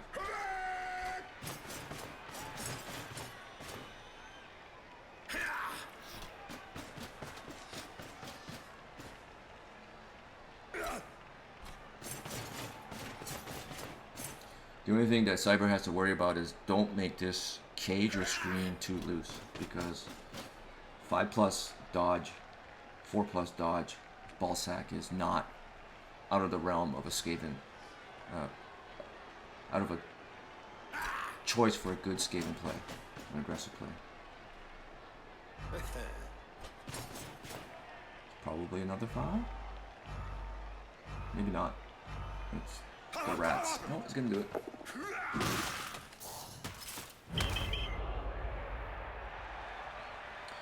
Okay, well, he got his money's worth. He got fouled out. He fouled out, but again, this is a case where, yeah, example, I don't even recall if that was a good foul on an AV8 Storm Vermin.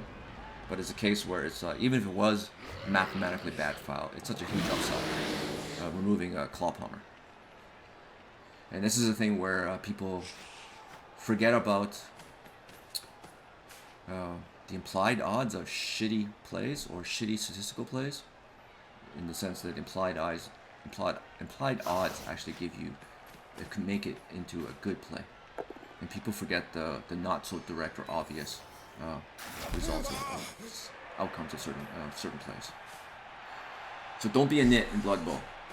Don't get too obsessed with statistically low probability plays on the surface without understanding the implications of those results. Dorian telling you advanced concepts, put it that way.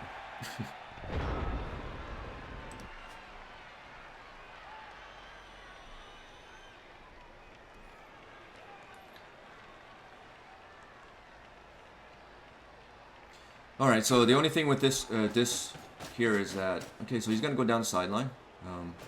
I thought maybe a little bit more cautious with it, but I think it's okay. There's 3 rats lying on the floor. And it looks like he wants to get rid of the other tackle palmer. Because effectively, it's almost as good as a claw palmer in the case of this team. He might re-roll that. Yeah. Didn't want to be base on his killer. He's down, not hurt, but still better than being base. And I think that was a worthwhile reroll.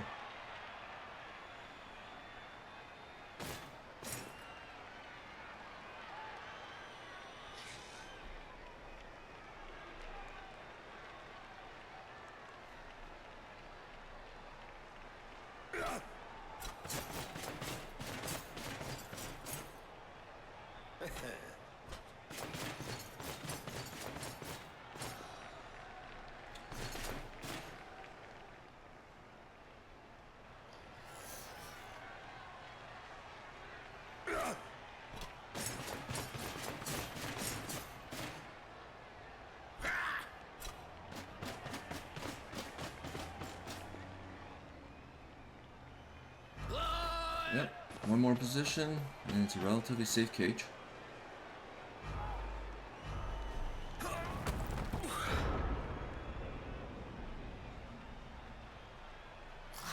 No one really in risk of being surfed.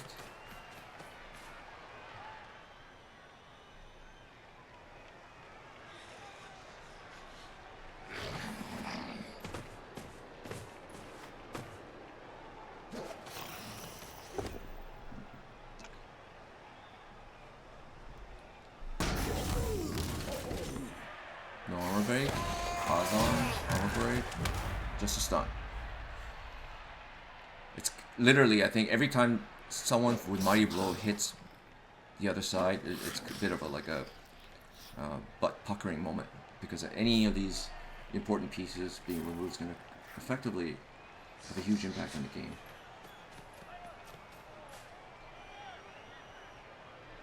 Did that guy die? Oh, there it is.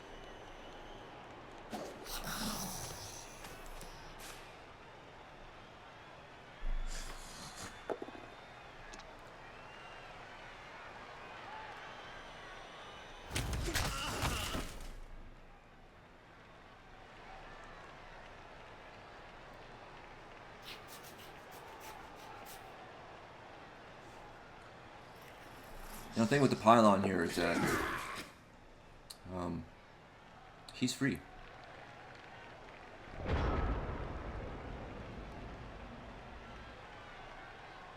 Which makes the next turn, at least establishing a more safer cage next turn, install a little easier. Could be the sideline protector so he can't get... Well, he's got jugs, so I know. You know what? Let's see what he does with the Rat Ogre.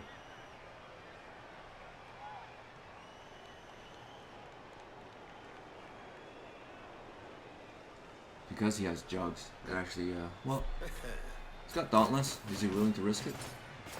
With Dauntless? Put him down, base him.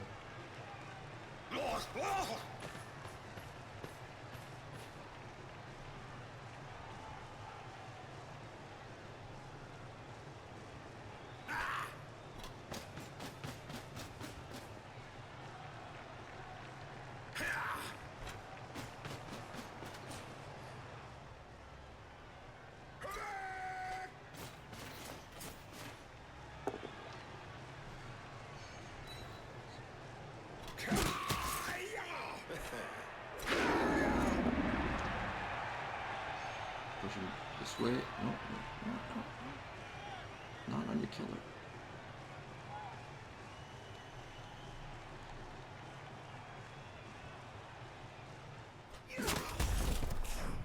Okay, no heavy break on the Rat Ogre. This is not a secure cage. That's the only, I guess, thing to worry about.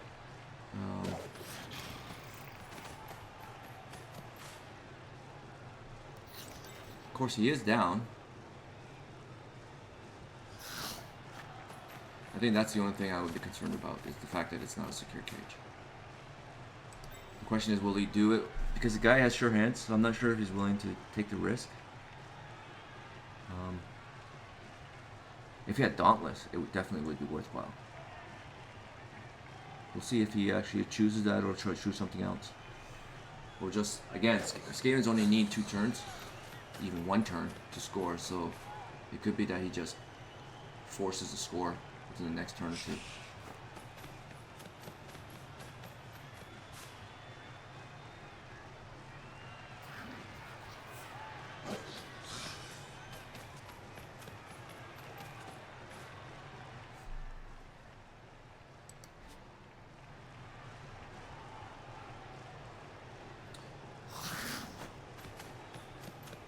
Looks like this is it. Rat Ogre on Killer. Try to get rid of another tackle player. Basically, all the guys lying down.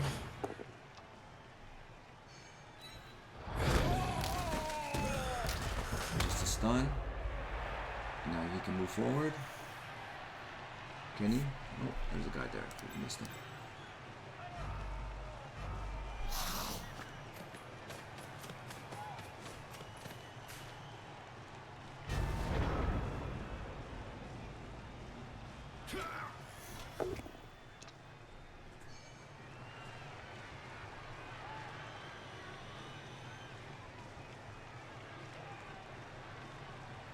Yeah, this is where I think Cyber is a bit of a bad shape. I have no doubts. I'm pretty confident he's going to score. But I am going to be... I think he's going to be hard-pressed to stall out full 8 turns.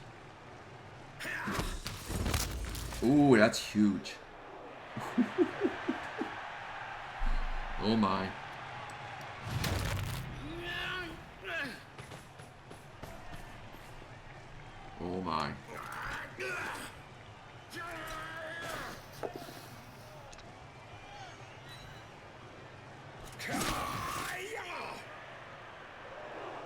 don't know what to say there.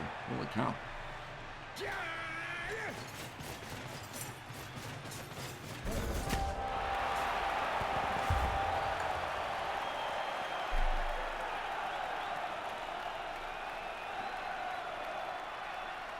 Okay, so he's got 2 gutters.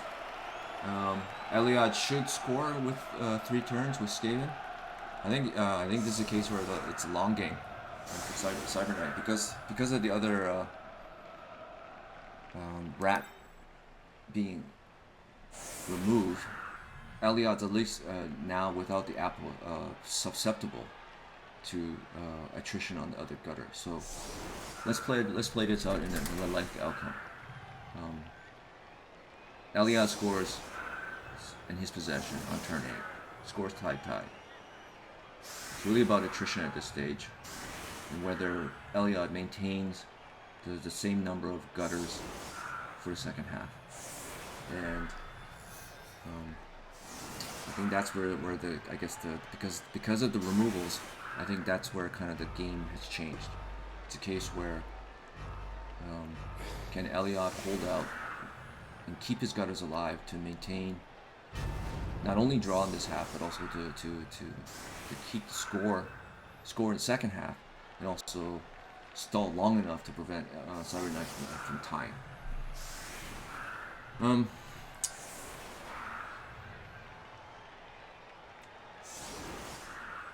It's really about the attrition at this stage.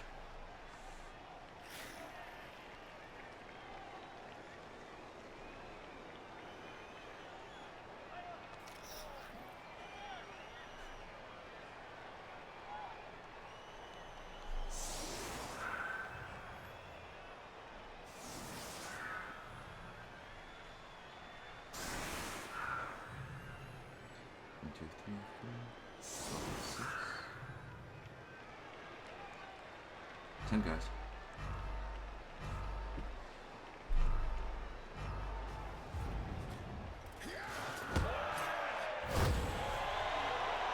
The D, I don't think really matters too much.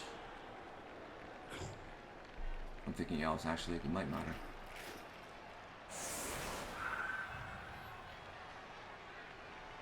There. Double 1. Disaster.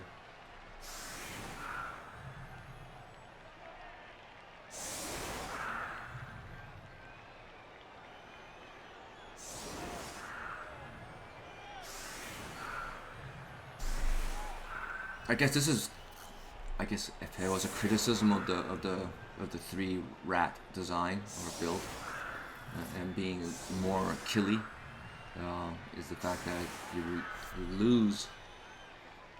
I guess you become less versatile in scoring because you basically got only 2 rats now, gutters, and if you lose another one, or if even just KOs, or even a stun, you put yourself in a position where you're potentially having to do 3+ dodges and 3+ ball skills to win the game or to not lose the game.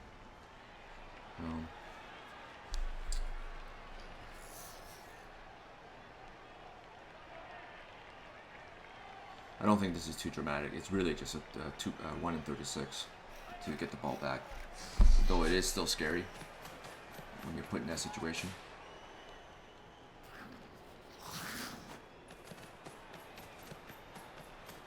But it is a gutter runner, and gutter runners do have good ball handling skills.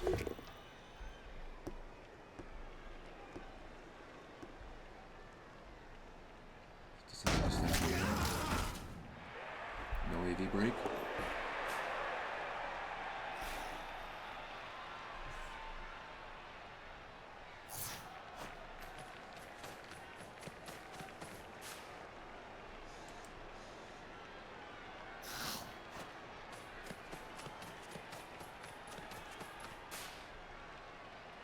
I wonder if he's going to pick up with the rat. That's what it looks like the way he's set up here. Nope. Just had a scary thought that he was going to do that.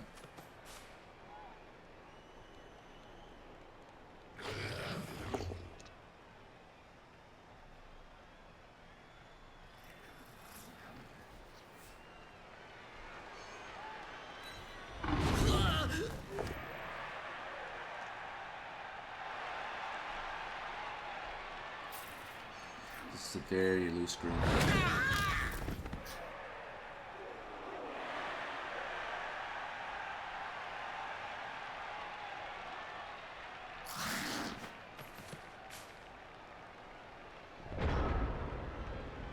It's a very, very loose screen.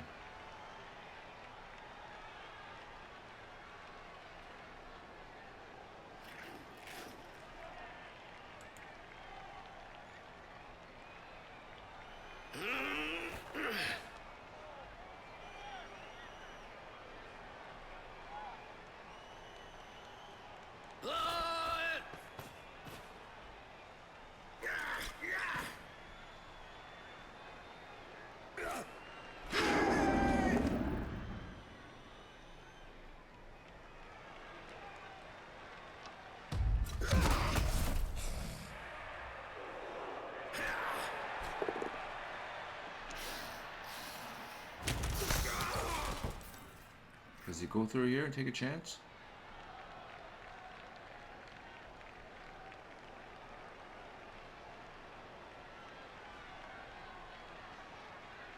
I mean, the assumption is that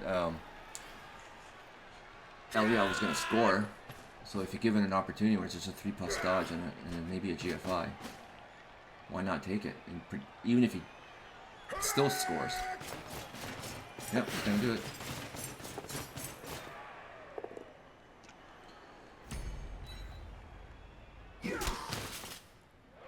No removal. That was fortunate not to get removed.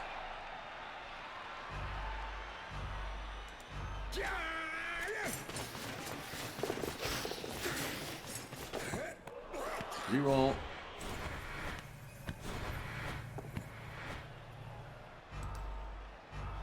Move the peasant.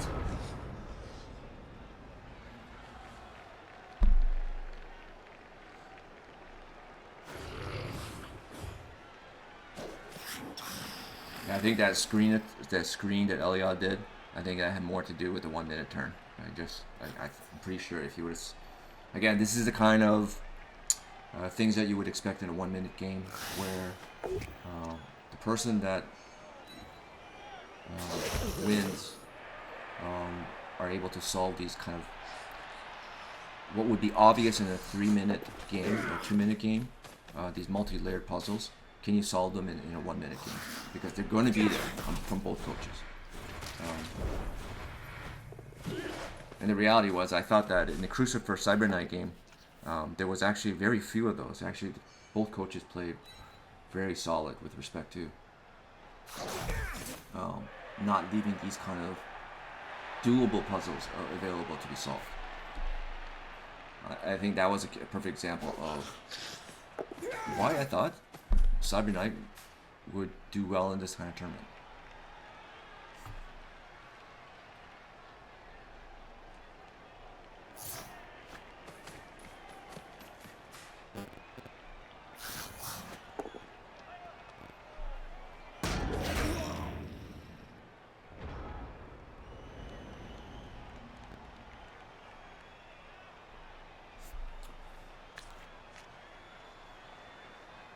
I'd just kill this guy and then dodge out. Or do that one. That one's just as well.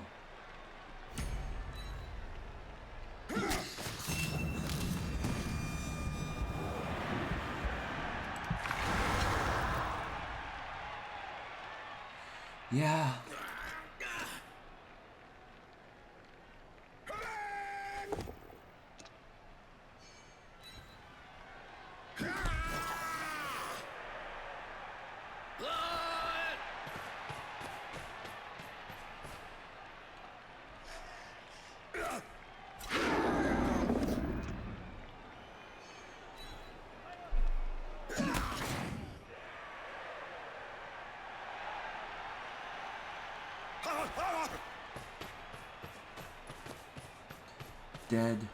Dead, gotta run.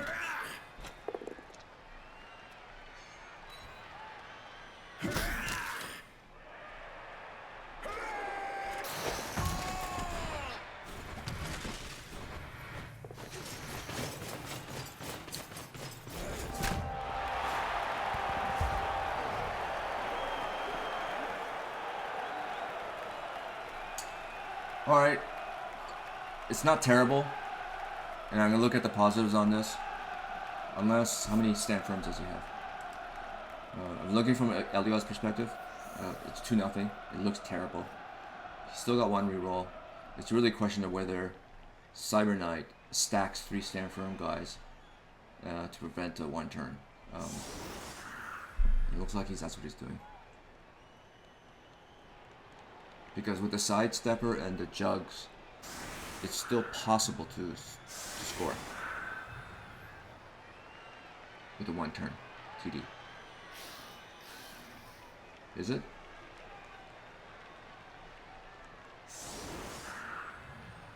I think it can with the frenzy.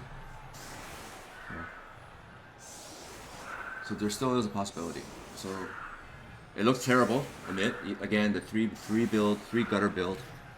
Put yourself in a situation where you can't tandem ball pickups and scores with 2 remaining gutters. You only have 1 now, and obviously it's he's gonna have to go full out on trying to commit to this 1 turn TD.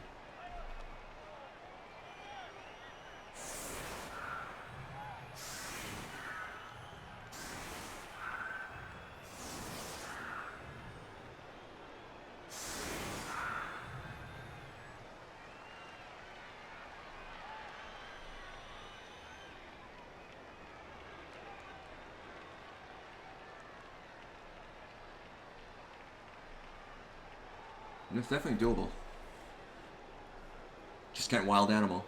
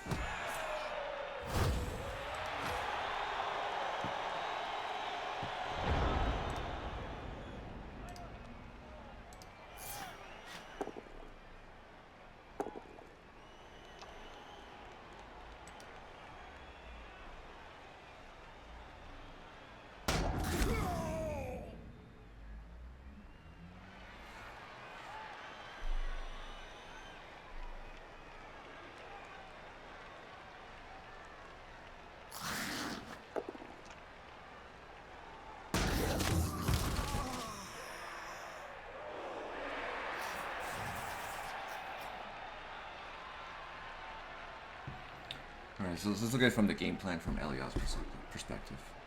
It's try to 1 turn. Regardless of whether you succeed or not, you score, I guess, as quickly as possible next. And give enough turns to actually scramble. Hyper aggressive base. And try to score and tie it up. And then see where the chips fall from there.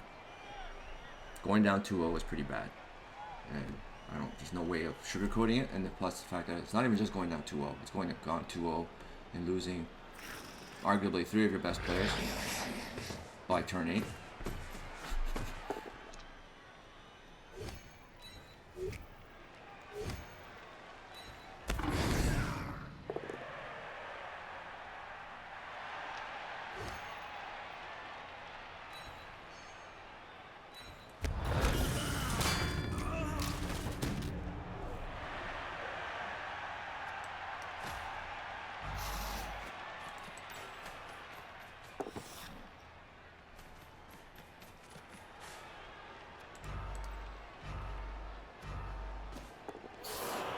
I think you messed that up. I don't think you did that right.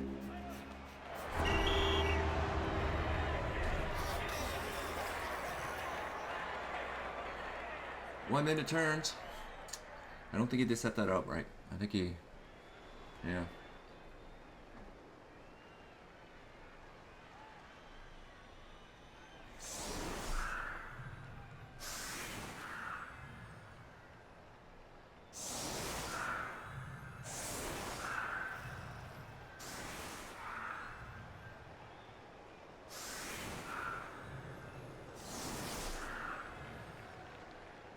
I think in this case for CyberKnight is don't let him make a quick score. You got 1 skate, 1 gutter, always keep that gutter under check, and just burn off 3-4 turns.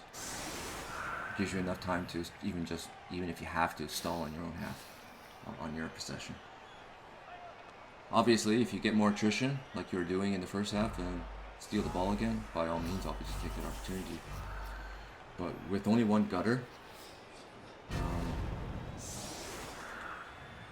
Elyod's kind of forced into a position where he's lacking the tools. So it's not really a case in this case of turn control or anything like that, as I was alluding to in the previous commentary. This is a case where he just simply doesn't have the tools anymore, where he's going to have to make some questionable choices, not necessarily optimal choices, because he's just forced to do so.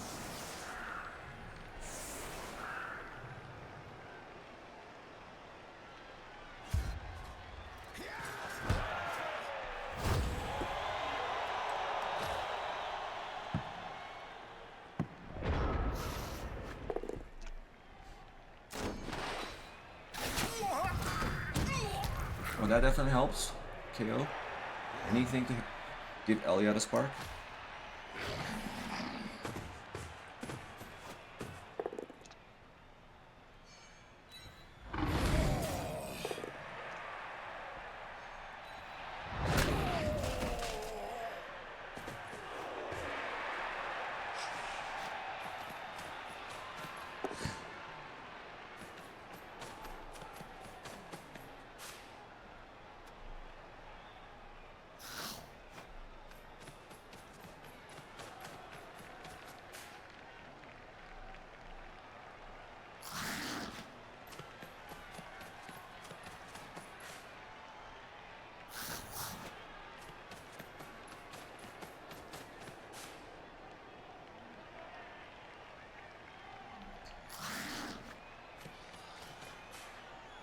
Okay, at least the screen this time is a little bit more secure.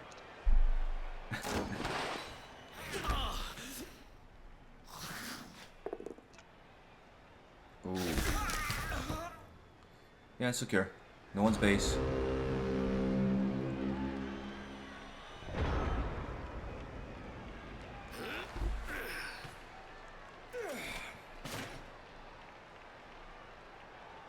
I'm gonna harp on it again. It's a case where we got one gutter. This guy isn't that scary anymore. Even a base, someone being base makes him somewhat of an unreliable scoring threat.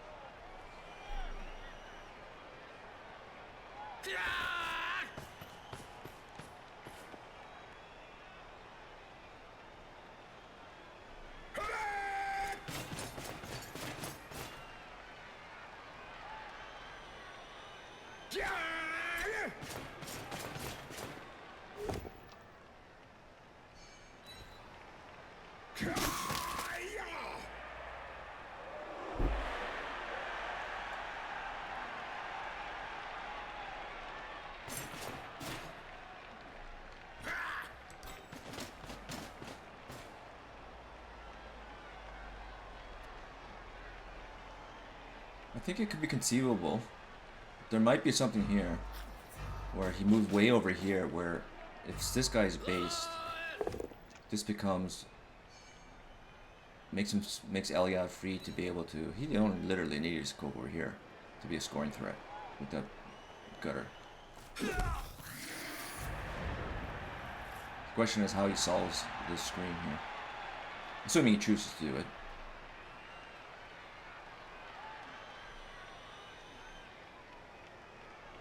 Because as long as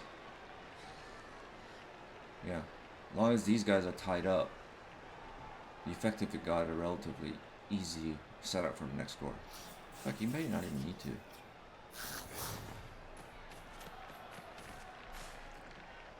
Coming through here is a lot more difficult. It's probably safer. But the problem right now is that he's going to choose that side, but just probably just not enough turns.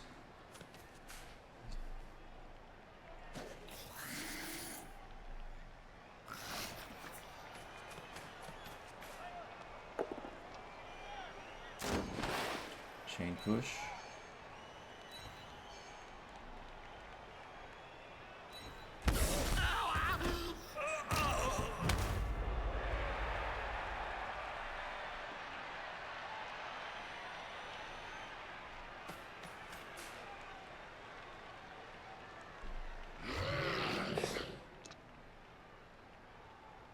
Ugh.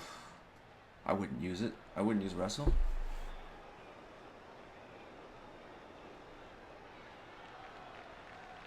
End this turn.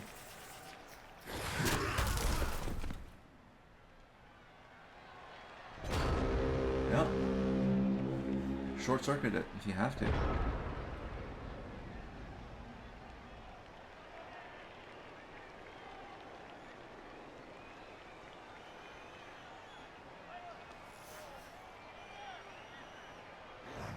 You could even surf this guy. It would require a couple of dodges.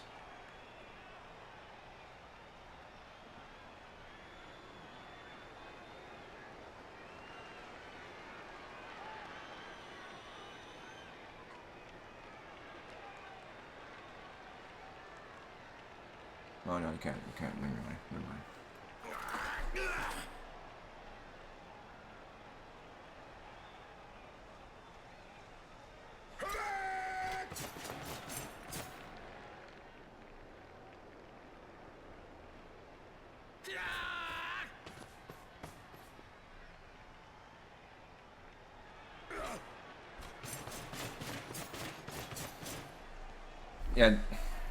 Yeah, I realized he had more men here. I thought this would have been better, only because if it succeeds, or at least if you make an attempt for it, on the right side was that it gives yourself just literally a 2+, or potentially maybe another 2+ for a GFI to score. Versus here, yes, you're still in scoring position, but now you got layers of people here you have to fight through. Potential for a net score, which on its own is fine if you're not in a rush to score, but in this case, you need the turns to be able to capitalize on another score, because you need one more after this.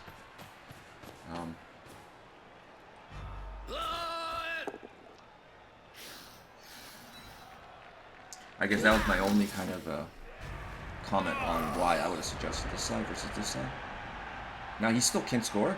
It's again, the question is, do you want to... Oh, wild animal. Was that a blitz? That was a blitz. That was a blitz.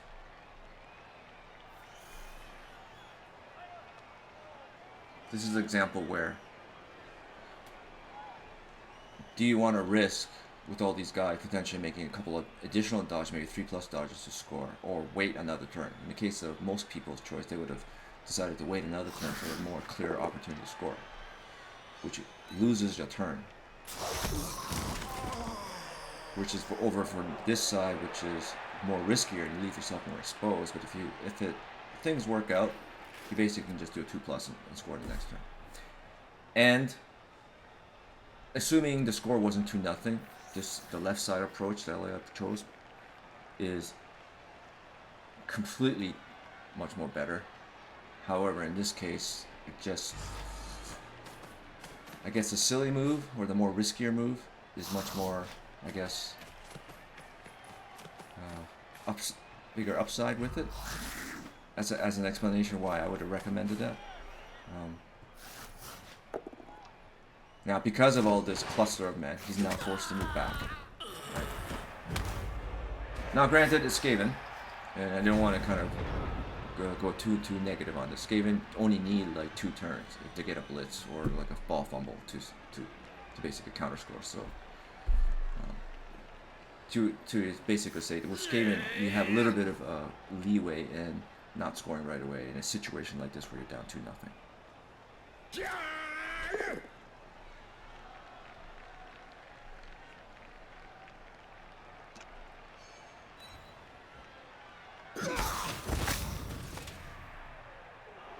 Just losing, guys. Attrition is real.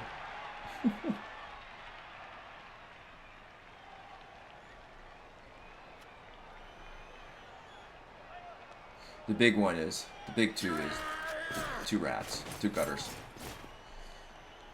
Honestly, the claw plumber wasn't really that big of a deal.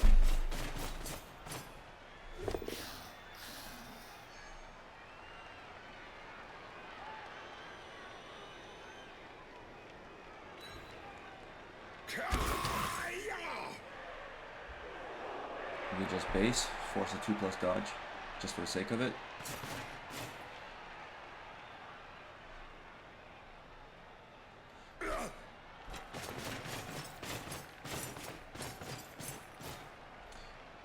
Now this is the problem. Yes, tackle, diving tackle, all sorts of problems related to this. But the other problem is, as long as this guy is not in scoring range, it's prevent defense for CyberKnight. It's relatively easy. Again, going back to the 3 gutter build. It's very killy Skaven team, but it's susceptible to losing your gutters and being vulnerable to limiting your ability to score. Now, granted, in the case of this game, it looks like it's kind of somewhat steamrolling here. So, yeah, that's pretty bad.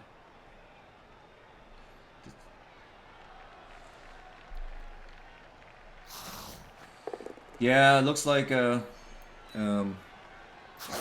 that one opportunity in the second half after he scored early, where that screen was that ooh. Oh, he did it. He recovered on the double skulls. Looks like that the screen he solved into with the 3+ dodge to get the ball carrier and chasm was basically the game. He's gonna have to dodge. Tackle, no, can't stay there. It's the best choice. Pick up, everybody. Yep. Still in business. He's still in business. This is still a game. This is still a game.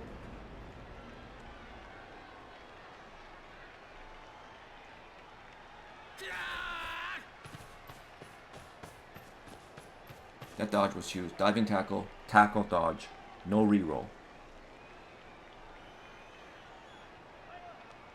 Like, I mean, he had no choice. He had to do it. Staying there would have been suicide. But the fact that it happened and it worked was huge, because he was that big guys lose your games. I'm a firm believer in that. And double skulls. Granted, the loner reroll worked.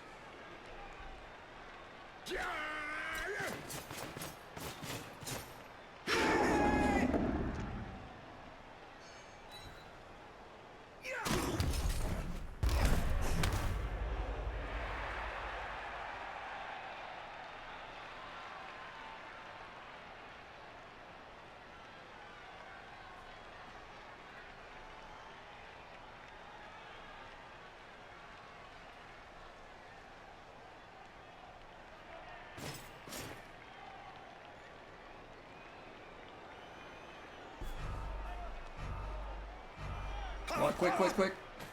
You gotta base the other rat. This rat.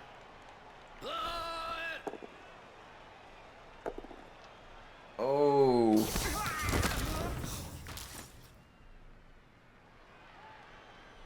Another rat gone. Oh my. He may not just... Elyod might not have enough guys to even try to tie this up. Well, this just makes the score easier because of that 1 in 81 failure. But it might be all inconsequential.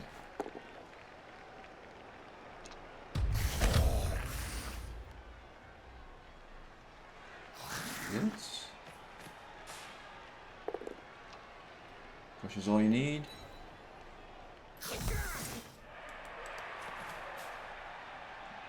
Score. Elyod gets a blitz, picks the ball up, scores, gets another blitz, scores, wins 3-2. That's what he needs. That's the scheme plan.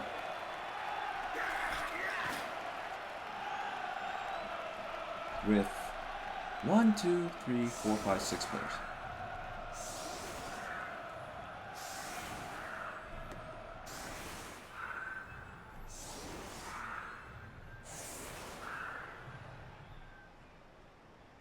And the KO didn't come back either.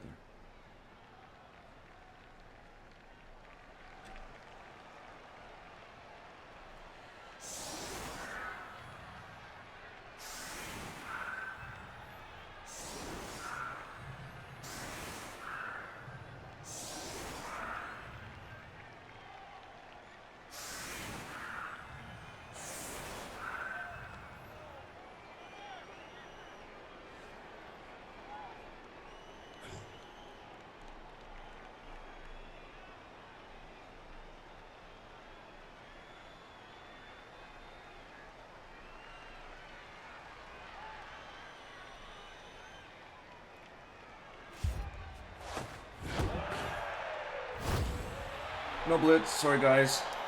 No dramatic ending. Well, there still can be a 1 in 80, 1 in 9 to make it a little bit, well, 2 1 in 9s, because he's not only has to fail this ball take up, but the next turn.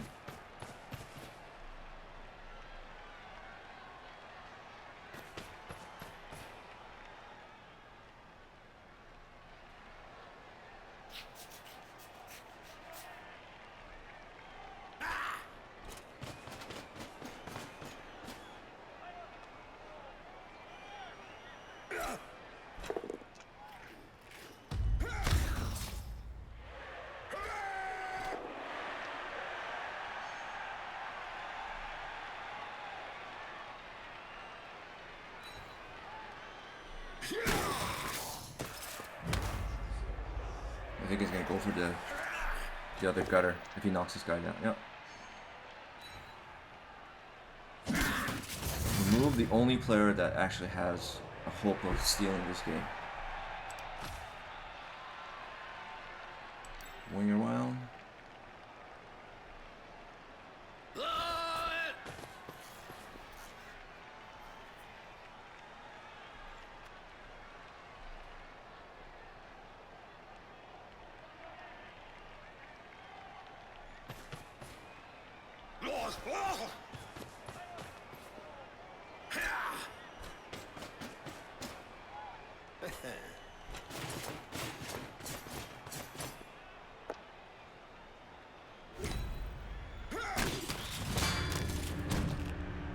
Okay, even me trying to be optimistic here, I think this is it.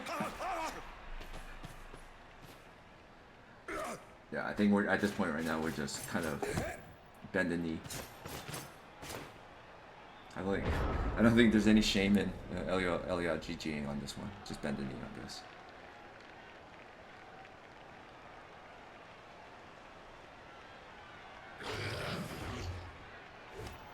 There you go. When it rains, it pours.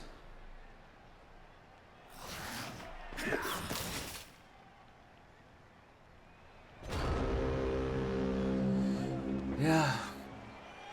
I know this looks bad. It looks like very kind of like a dicing or anything like that. But honestly, I think the whole game, if you sum it up, was Elyod did a good job of forcing Cyber to score early.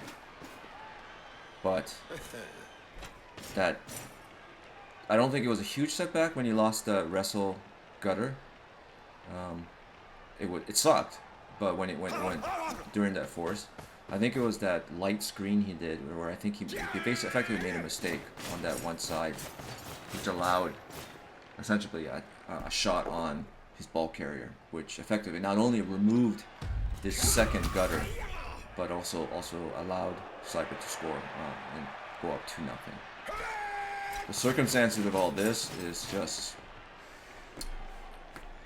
yeah, it just like, if you would have scored, if Elyod would have scored and not made that small mistake, which effectively became critical, the score is still 1-1 potentially. Elyod scoring 2-1 and forcing Cyber to actually try to score late in the second half. So even with all this, that particular event was essentially, I think it was turn 6 or 7, was the key to this game. Quite honestly, a lot of this other stuff don't really matter. It was essentially that light screen.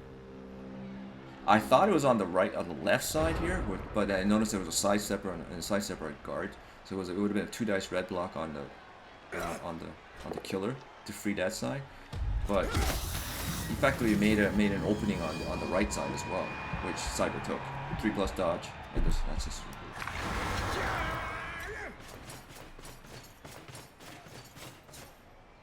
Now it's just snowballing. Come on, Cyber. You don't get SPPs for this.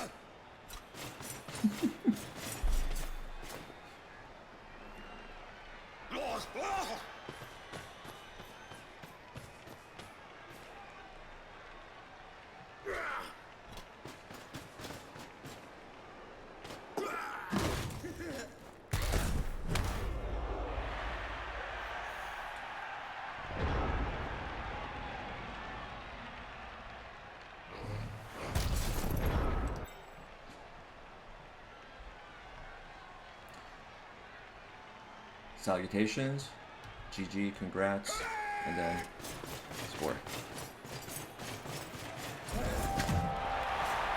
Good game, CyberKnight, and you are proving me to be a Nostradamus because I did say that you and Crucifer would make the finals, and you are ensuring that my prediction is still there. Commiserations to Elyod. Unfortunately, like a lot of games with 2 really good coaches, it's like literally one turn, one nuanced position, effectively cause you the game. Now, it steamrolled with a lot of unfortunate casualties, obviously, but I do believe that if you had scored in the first half, you still would have had the possibility to win this game, even with some of the amazing damage dice that CyberKnight received. Otherwise, yeah, that's 1 minute turns, and to be fair, okay, thanks. Thanks, good day, Nick. I'll post the host soon, but yeah, but otherwise, I think that this is one of the exciting aspects of 1 minute turns, is that even with good coaches, there's opportunities for openings and for, I guess, more opportunities to make aggressive plays, because there is the opportunity to make some positional mistakes that normally these types of coaches of this caliber would not normally make in a 3-minute environment, let alone a 4-minute environment. Okay, on that note, I'm going to shortly host to BZL. The BZL, so that now I just gotta figure out how to host, because I'm a noob at this.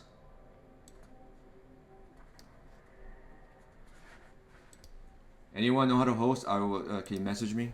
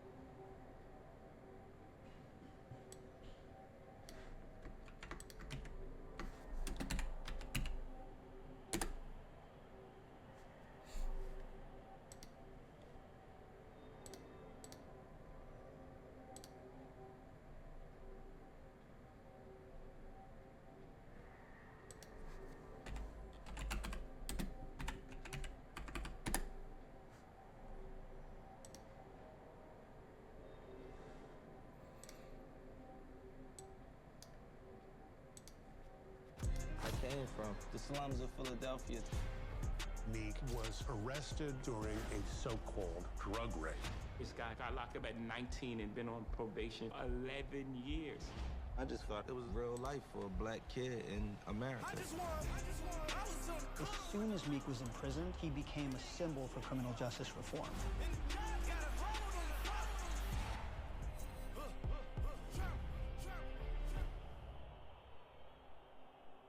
Whether it finally changed in overtime. Crucifer has a man advantage, but got a bunch of hobgoblins killed, so not anymore.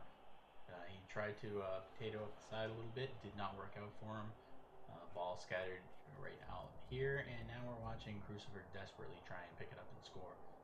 With a 4-0 reroll advantage, that means if it does go to penalty kicks, as is not unlikely, then Try wins 97% of the time. Does he have enough time to just pick the ball up and score on his own? Possibly. There's still one full Centaur out with Stalker. And the other one is not in a good spot right now, and may not be on the field for much longer. Ryan needs to consider. Do you go for the 1-die surf here if you're Terrific? I would be seriously tempted. You fail. I guess you have to. You have to. Yeah, I mean, what's he gonna do even if you double skull it, right? The Bull Centaur is in the wrong side to get around to threaten the ball. He only has one Hobgoblin nearby left, and he can even reach. It's kind of the worst case scenario. The both down. No, you take the both down. You got to take it. Ooh. Well, that I think it's a 3+ roll. Okay. Yeah, that's whatever. It's a roll. Yeah, I mean it gets rid of another important player, but now you've cut your odds of winning down to about 91%. Let's look at that for all the people who have just wandered in. These are your odds of winning a kick in overtime. Try is currently 3 rerolls up, which means he wins 90.8% of the time. Using that reroll cost him about 6-7 points of equity. Sure, if he can somehow recover and score, but now he just lost his ball carrier. I have to get this blitzer down the field immediately to try and get